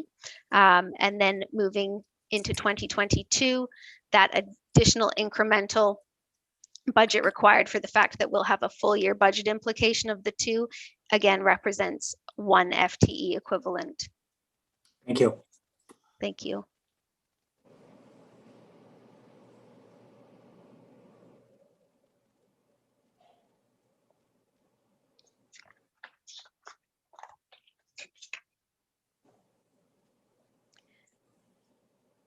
So then moving into the initiatives, the first 3 initiatives here really relate to both the city's Emergency Operations Center and our emergency support services.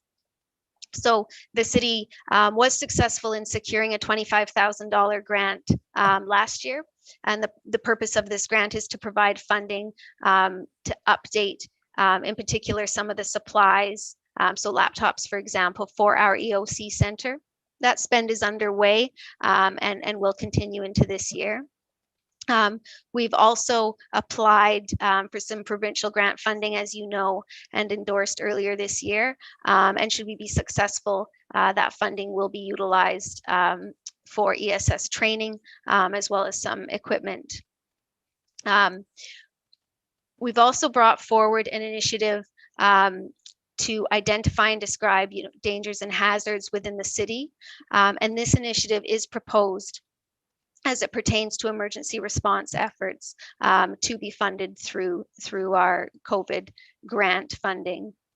And lastly, this initiative budget really represents contingency funding should fire rescue, need to change and increase, resourcing efforts in a response to the pandemic. So should there be the need, for example, to implement a night shift, this just, again, earmarks some of that COVID grant funding for those purposes.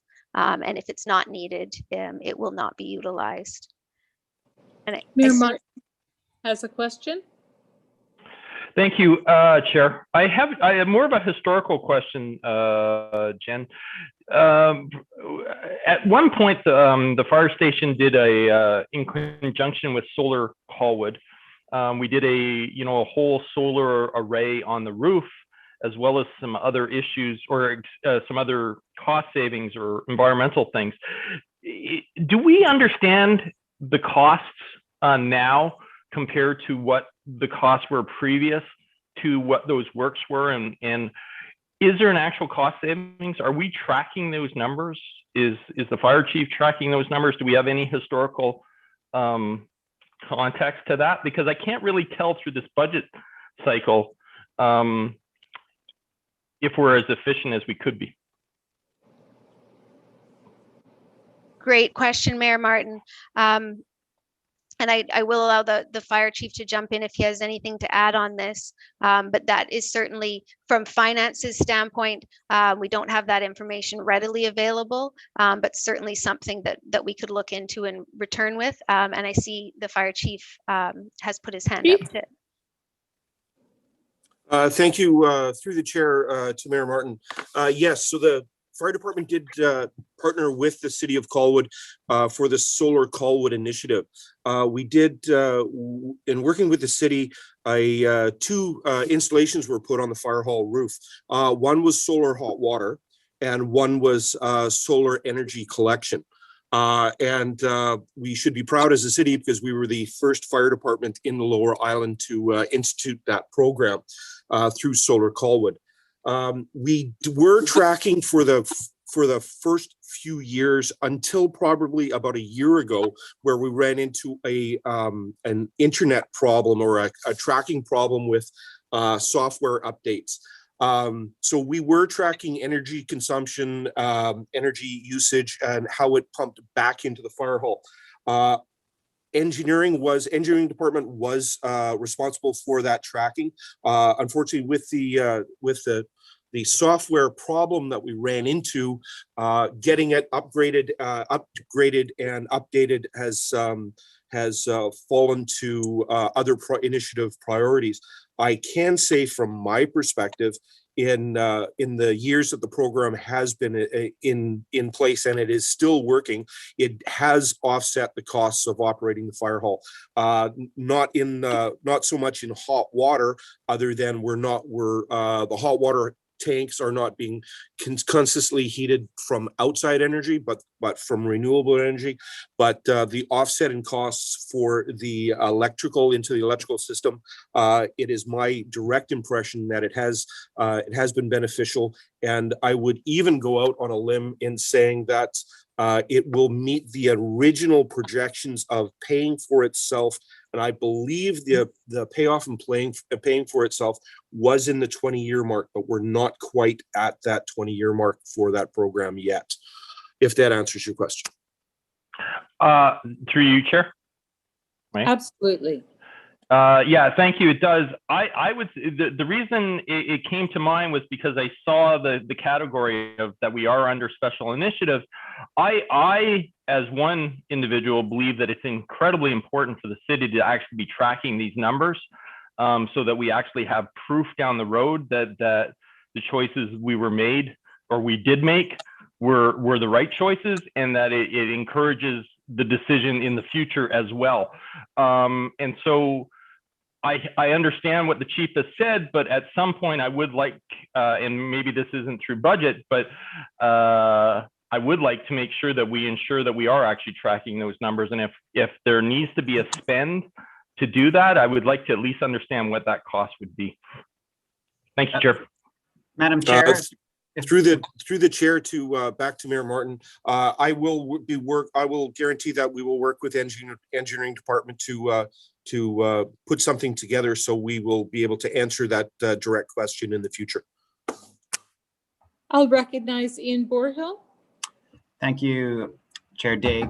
I just wanted to mention that the city does capture its use of fossil fuels through the Provincial Care reporting program.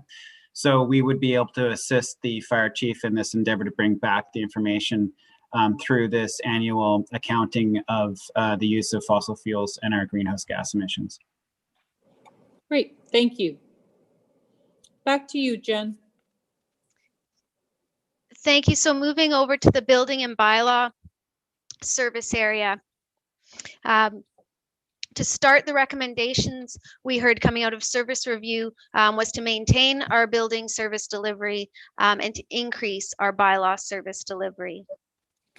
And so moving into budget implications, first, when we look at proposed user fees, so building permit fees, we are anticipating a substantial increase in fees.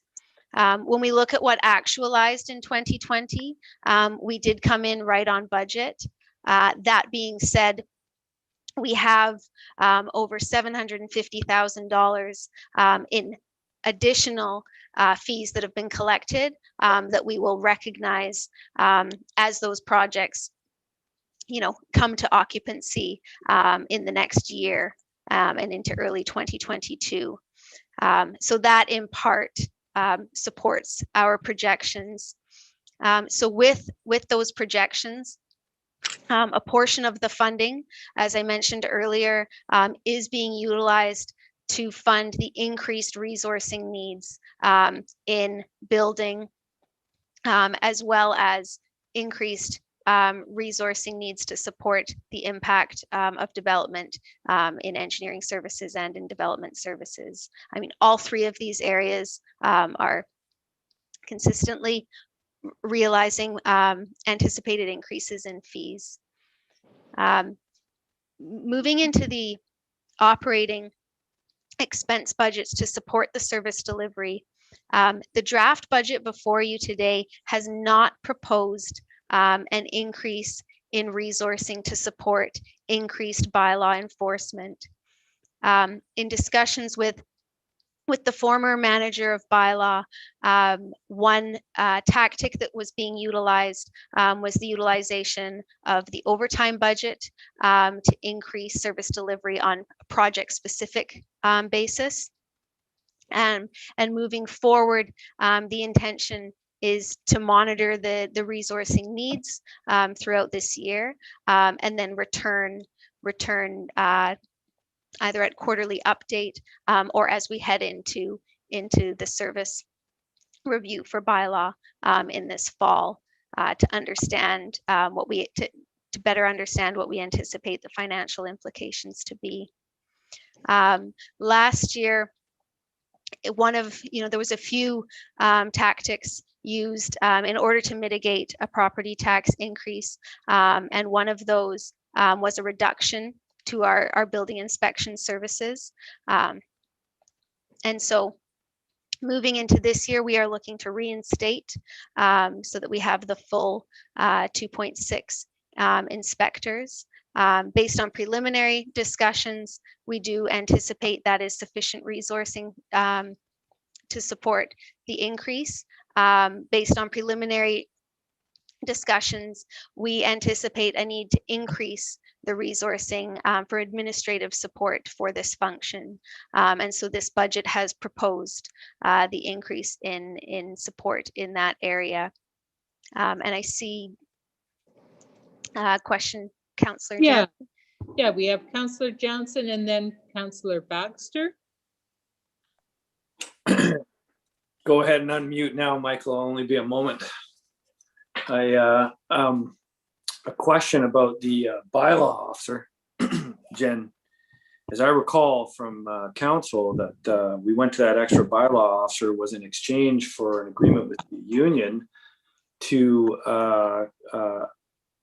get some weekend coverage that fell outside the contract language. I would hope that if we are going to increase our cadre there, that we can achieve some flexibility in staffing. It's something that I will likely bring up with the new manager. I'm not sure if he's on tonight or not, or if maybe someone has a better recollection than I do and wants to chime in. That'd be great.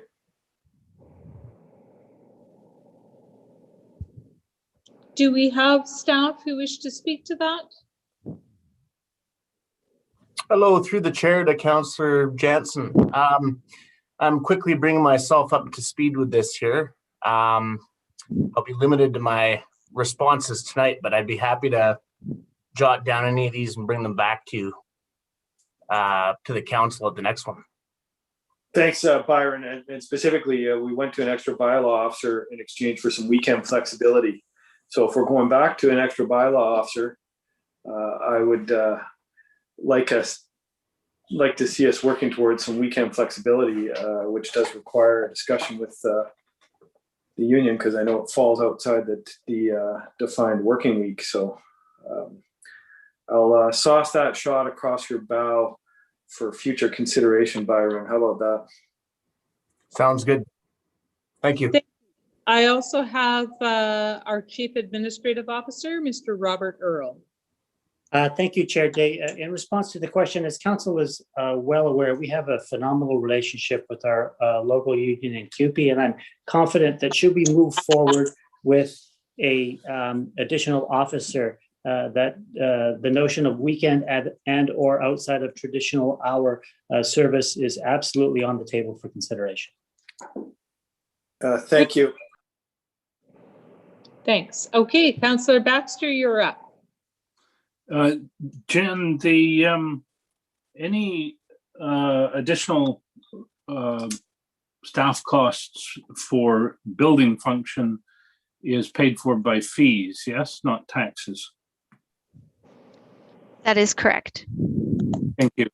And harking back to a previous conversation, I just wanted to remind everybody that the solar installation on the fire hall, the city only paid for the GST and the federal government paid for the rest. Thank you. Great, thanks, Councillor Baxter. And I just have a question, Jen. The slide that you presented here is very different from what was in my package on page 47. My 2020 budget shows $1,074,100, and your 2021 is $1,005,000. So the change, the correction that I have caught, I believe, on the slide before us tonight, the 2020 budget total in the published draft, the $1,074,100, that should be $842,600. Okay. And the, okay, so I see there's just the one was wrong. All right. I believe so. But just on that note, we have incredibly tight turnarounds as we publish the financial plan document. And so I have flagged and I've captured in the slides what I have noticed, and we will get those updates in subsequent versions of this draft document. No, that's good. It keeps us all on our toes. Next is Councillor Parkinson. I just wanted to confirm, my understanding is that what we're looking at under the budget here does not include an extra bylaw officer. Is that correct? And if we decided we want one, that would be an additional cost over and above our already costs that look like they're quite a significant tax increase. That's correct. The core operating budget for bylaw provides funding for the 2 bylaw officers. I wonder if I could just, I was kind of piqued by Councillor Baxter's comments, and I wonder if someone could answer. Are we intending to use bylaw services to support building services? And if so, how do we rectify the part where it's the residents who are then paying for the enforcement, not the development?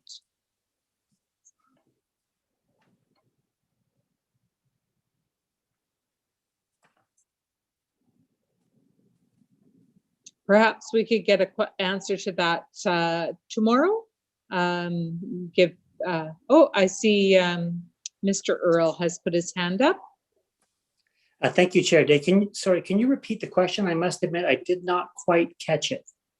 So in previous years, there was discussion of utilizing bylaw enforcement officers to support development services by basically checking up on developments that they were doing what was expected. And my concern is around the funding for development services is by fees from developers, and the bylaw officer is paid for through taxation? I guess certainly I'll have Ms. Hefting correct me if I'm incorrect, but there is currently no plan to have our bylaw team be providing any back support to our building team. And as you can see in the budget before you, the funding received primarily through building permits is more than offsetting the costs with respect to that function. Great, thank you. And next I have Mayor Martin. Thank you. I just wanted to make a quick comment, and you guys are already talking about it. But what caught me off guard was when Councillor Parkinson commented that it was a significant increase in their budget. Now, and maybe I'm looking at something different, but I'm seeing an increase of 102,000, which is correct. But if we just move up to the funding, we're seeing in 2020 it was funding of 1,074,000. And we're seeing an increase to 1.49 million in the 2021 budget. So, I mean, I'm seeing close to $500,000 of increased revenue for the city with an increased budget allocation of 102,000, which doesn't seem to me to be out of whack on that. And I guess I will look back to my CFO. Am I looking at this differently than Councillor Parkinson's looking at this, or should I not be looking at the revenues? Great question. And so you are correct that is what you're seeing. I will, as I mentioned earlier in the evening, we do our best to clearly define costs associated with service delivery.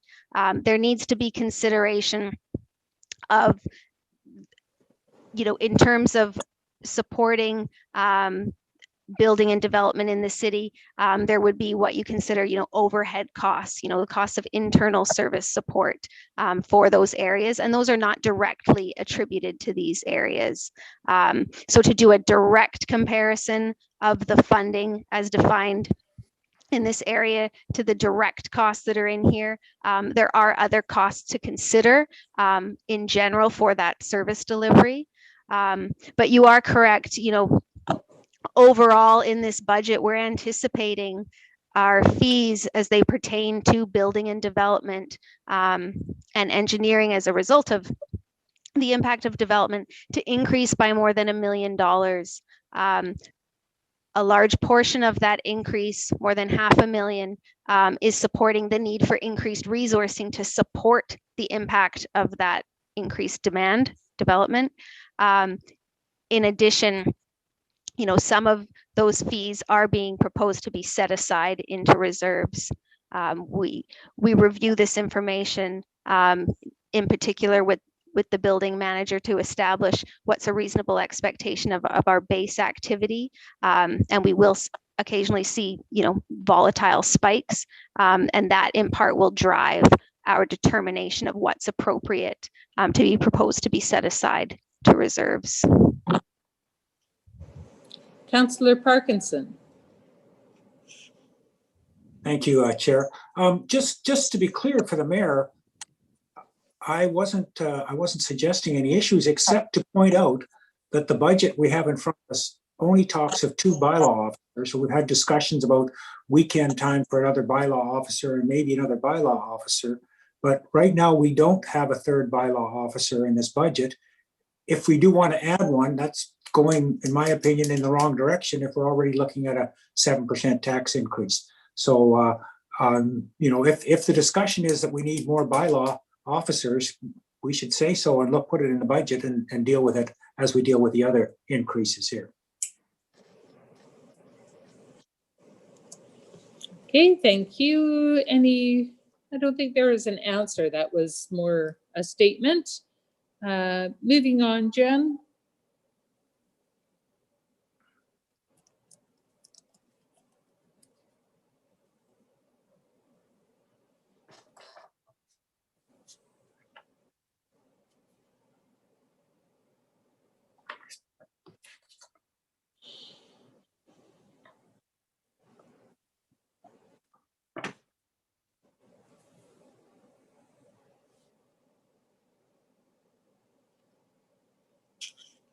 Jen needs to unmute. Sorry, I have a button on these headphones and I keep hitting it with my elbow. Not certain where I cut off there, but this initiative is as a result of direction received from council. And with that concludes the presentation on the building and bylaw service area. And we have community planning up next. Are there any questions on the special project? Oh, I see one. Councillor Parkinson. Sorry, I understand we're just in budget and that this isn't the time perhaps to get into details on the parking management study. But I think it's important to note that the impetus for the parking management study was the new parking standards proposed for Royal Bay and Royal Beach, and the considerations that would have with potential spillover onto on-street parking and restrict the use of those on-street parking for people going to the beach or going to the local businesses. So it's not just the residential parking things that are in there. So again, I understand it's not the location to discuss that, but I think I just want to make sure the clarity was out there on that. I think the description's a little unclear to me. Sorry for the interruption there, Chair. No problem. It's all good. Okay, Jen, are you ready to move along? Absolutely. So then moving over to our community planning, under the former financial plan, this was referred to as long-range planning and sustainability. Recommendations coming out of service review was to maintain service delivery in this area. And the bulk of the work that this service area is responsible for comes in the form of special initiatives, which we'll get into on the next slide here. There was a question earlier pertaining to the South Island Prosperity Project. The city's membership fees as associated to that are included within this service area. And then the majority of the core operating expenses here pertain to the staffing and the support costs. There is some core consulting dollars for service delivery here.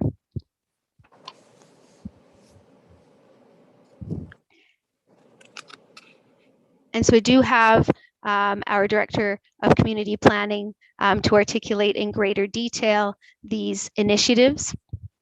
So we do have a number of initiatives that are underway and are continuing into 2021. And I will highlight that from a budget perspective, from a financial plan perspective, it's not uncommon that we will put the budget in year one, in 2021, for example, but that works are expected to carry over into subsequent years. Thank you. Anyone have any questions on community planning? Not seeing any. Oh, there we go. Councillor Baxter.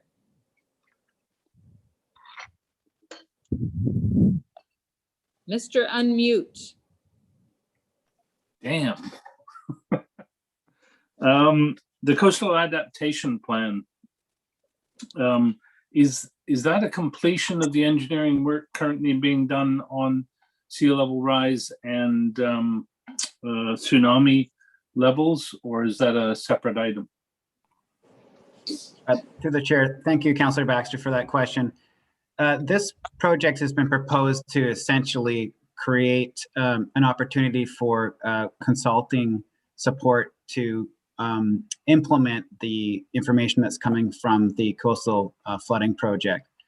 So we're talking about developing policy and updating current regulation as it relates to coastal flooding.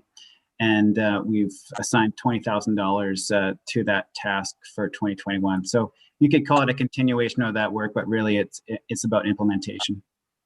Okay, thank you. And the next one, the demographic study. I gather we did one before. What sort of decision making was that information used in? The one we did before. Through the chair, that study has been foundational to several projects, including the development cost charge project, as well as other projects that have used projections of our future population. There's quite a few. I could return to a committee with a list, but off the top of my head, I can in general terms think of the output of this project being used on an almost weekly basis. Okay, that's great. Yeah, no, it's just a little out of my experience, so I was wondering. And then I want to look at public realm plan and Callwood Gateway visioning. And I'm a bit vague on what the geography that those two cover is. And can imagine that they might actually cover the same area. Can you sort of differentiate them for me? Certainly, through the chair, both of these projects cover an area of Callwood that's defined within the official community plan as Callwood Corners. Now, the Callwood Gateway Visioning Project is more centered around the border area of Callwood on Island Highway that is designated partly employment lands and Callwood Corners. So think about the area right at the border with View Royal and that gateway into our community where we have some placemaking improvements already in place. The public realm improvement plan for Callwood Corners would be a more expansive effort that has in its scope the entire area known as Callwood Corners and the bordering areas that involve those employment lands. Okay, thank you. Right. And then finally, the low carbon resiliency plan and the Clean BC rebate program.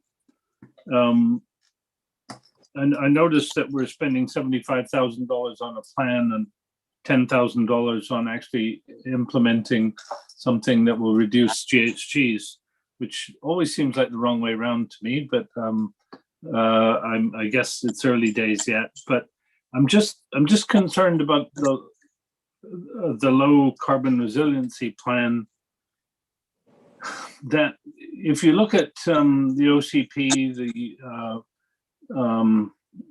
the highway, the roads master plan, etc., we have a lot of documents that already tell us how to reduce GHGs. And we've also undertaken initiatives in that direction, and we've got the, we're helping with the Clean BC rebate to reduce GHGs. I'm a bit puzzled as to what new planning ideas we might come up with that would help reduce GHGs. I'd hate to spend $75,000 to be told all the things we already know. Through Chair Day, if I could assist with some clarity on the intention of this project. If some members of council may recall the Callwood Energy and Emissions Plan that was undertaken about 10 years ago. This project is meant to be essentially an update to that plan. So we're talking about a comprehensive inventory of our emissions to understand a baseline and develop benchmarks and targets for our emission reductions, which we're required to do under provincial legislation. It's also involving a policy review that would go much deeper than some of the existing city policies and bylaws currently take us. For example, it is within our powers as a municipality under the provincial legislation to mandate clean energy systems through things like building regulations. Those are things that aren't necessarily being widely taken up by local government, but they are options, and those are the types of efforts that we think could be explored through this project. Okay, well, that one's news to me, so I thank you for that. Thank you, Councillor Baxter. Next is Councillor Kobayashi. I was just going to request a recess, Chair Day, for health break. Sure, let's take 5 minutes. We will come back at 8:23.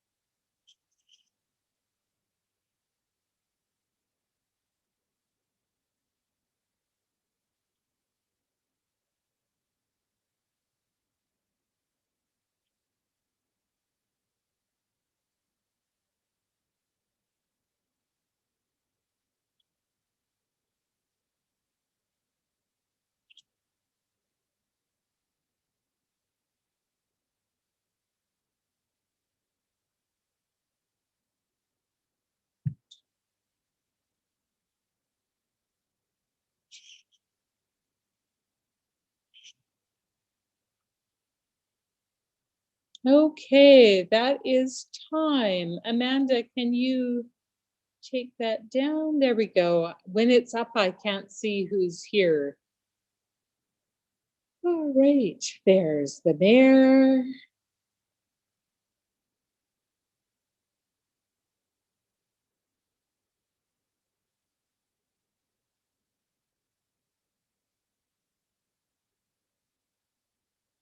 Okay, hopefully everyone's all refreshed, and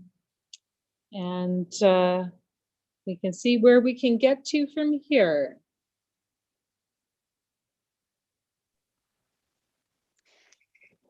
Absolutely. And so just to comment for the group, we have development services and engineering, and then we're into the 5 specific areas for public works.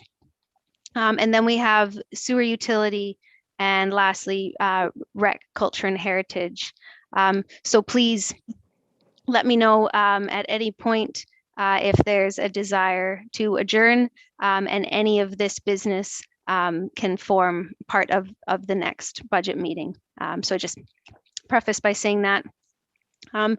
So moving into development services, similar conversation as you heard with respect to the building services area. So service review recommendation was to maintain service delivery in this area due to the impact of the increased volume of development in the city. We are seeing a need to increase the resourcing in this area, and that increased resourcing is funded through the anticipated increased fees that will generate as a result of this activity.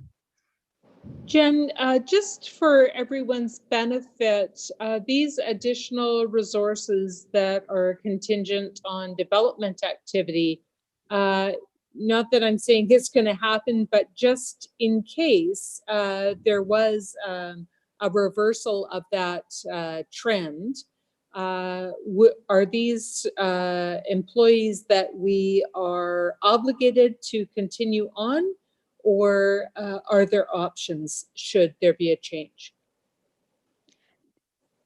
Great question.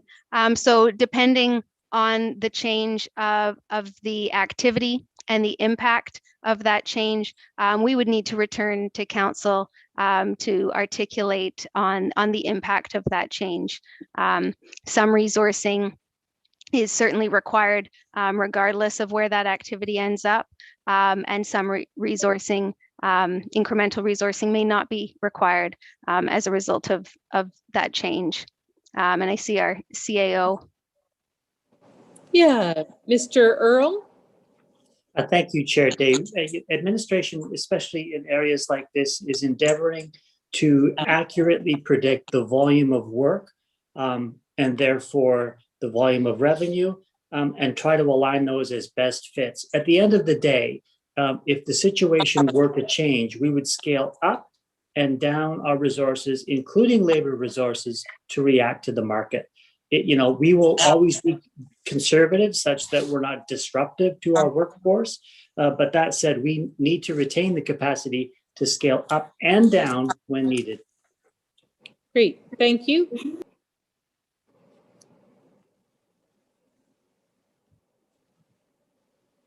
Oh, I see Councillor Parkinson has a question.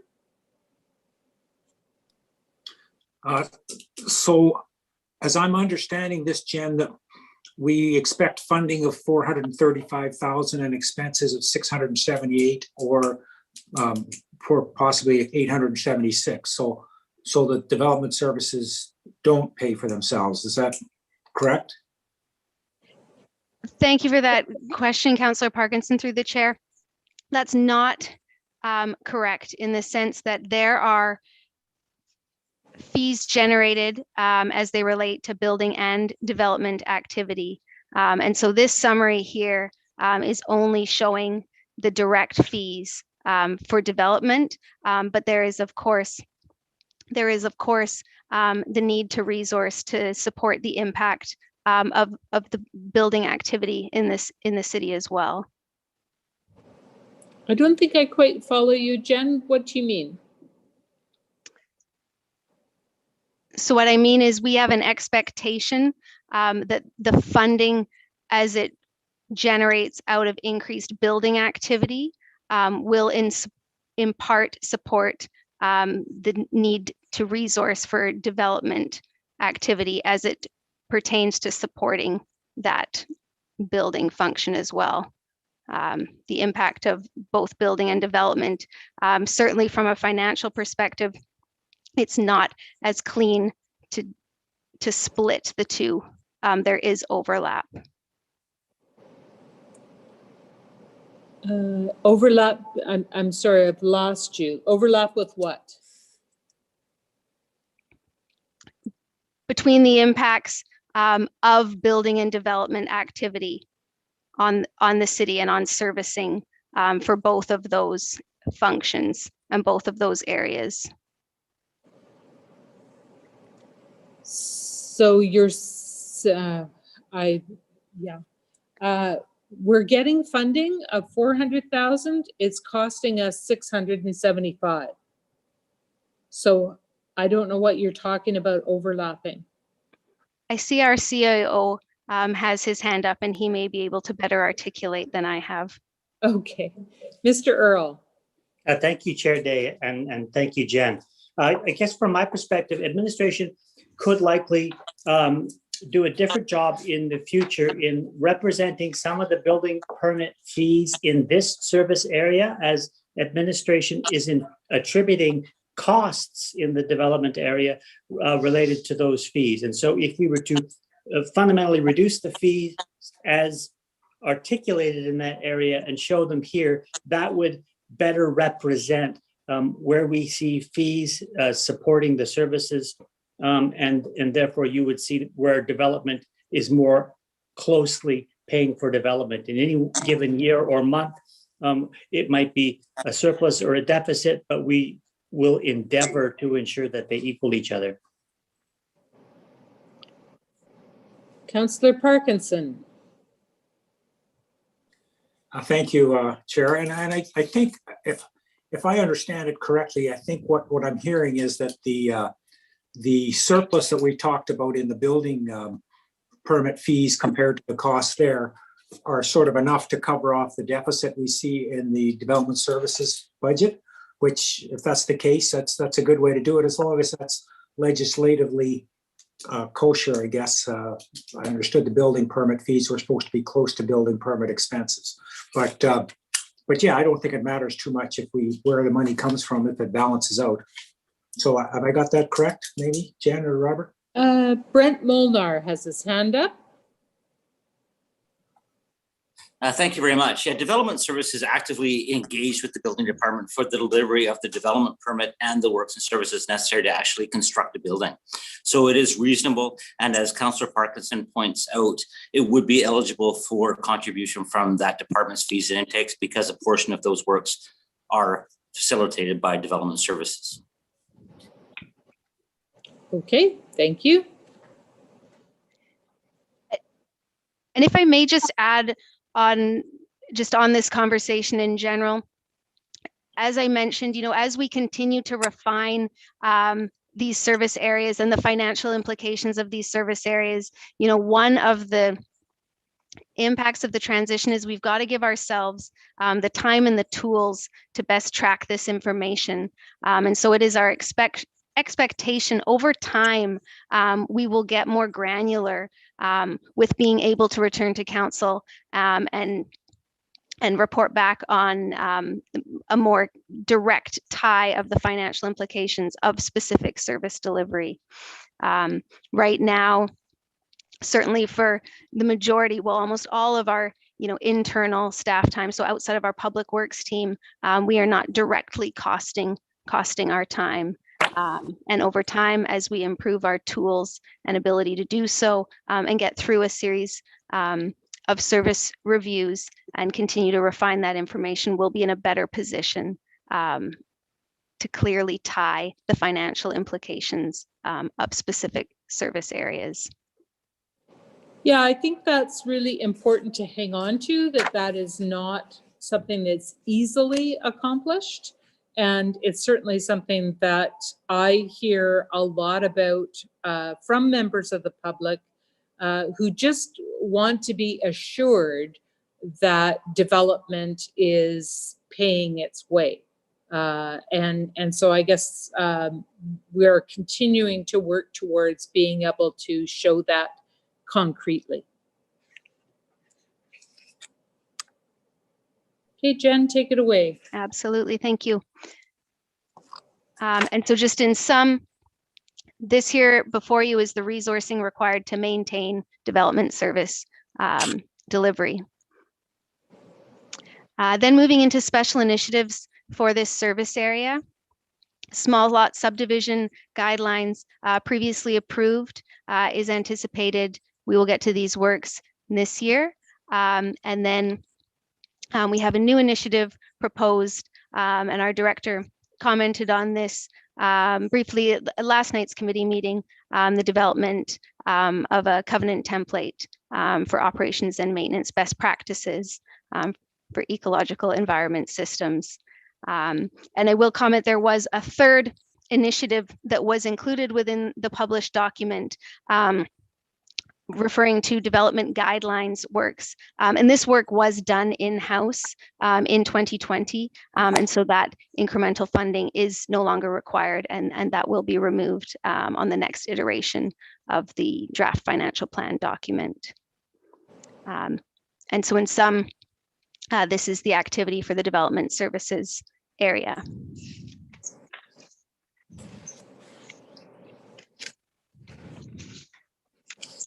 If there are no questions, we'll be moving next into the engineering service area. And so with that recommendation coming out of service review was to maintain service delivery in this area. Similarly, it's important to highlight the anticipated increase in the funding and in the fees generated in this area. And conversely, the need to increase our resourcing to support existing service delivery of engineering development services. And so that's been highlighted below.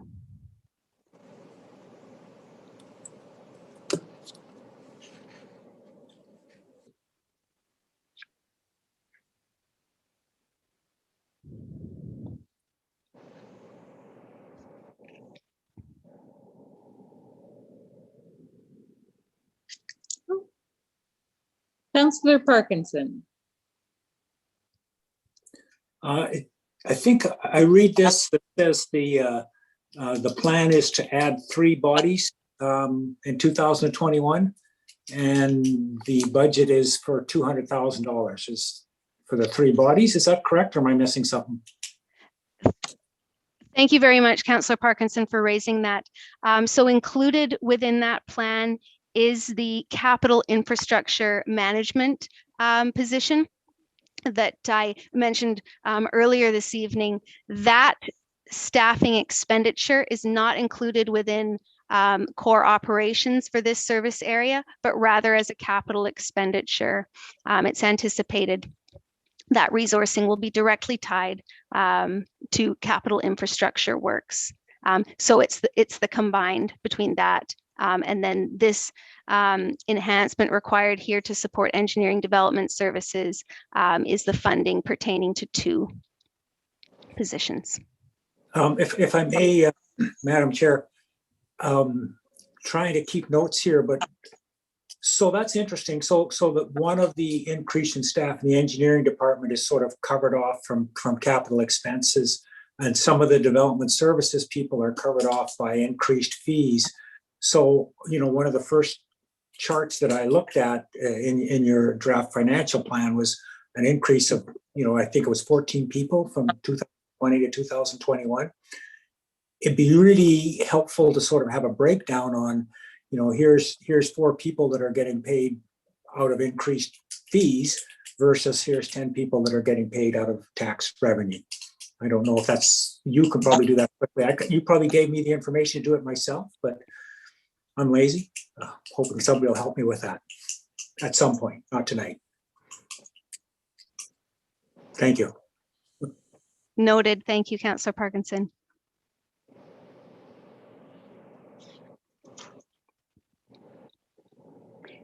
If there are no further questions, this service area does oversee a number of initiatives, primarily relating to the requirement for increased resourcing and consulting support to support a number of initiatives. And I will highlight, there's a couple of these line items. So in particular, our bridge and culvert program and our rock face monitoring and drainage flow monitoring. These works based on recommendations and, so drainage flow, works underway in 2020, and we are anticipating the need for spending in this over the next, I believe it's 2 or 3 years. Similarly, the bridge and culvert program, we will see the need for inspection works, for example, every few years. And so we fund those outside of our core operating budget as and when the works arise. And a couple of these initiatives are underway and will carry forward into 2021. It's important to highlight the draft roads DCC bylaw. You've seen that on the published agenda that is scheduled to come forward later this quarter. Engineering standards and specifications that is slated for this year. Works on the transportation master plan, transportation plan update are underway. And certainly if there's any questions, I'll turn it over to our engineering team to articulate on these initiatives. Just one question from me, Jen, just in terms of there's 3-4 items on your list there, all scheduled for this year. Is that wise, I guess? Are there any of these that really should be considered in alternate years just to spread the workload out? I see Brent has his hand up. Perhaps you'd like him to answer? Thank you very much. And through the chair, to the chair as a response. The budget as put forth is based on the strategic plan that was considered by council in 2019 to represent the budget cycles for the years. It is possible as we receive new things to consider that we will have to modify some of the strategic plan details, specifically likely to be the transportation master plan update. Will probably pivot that to respond to how council considers the consideration from committee the other night. Engineering standards and specifications, we've considered pivoting that, but because that underpins all of our works and has been static since 1995, to continue to build works on top of an outdated bylaw, frankly needs to be underpinned. So we wish to continue that, but thank you for offering that there may be some amendments.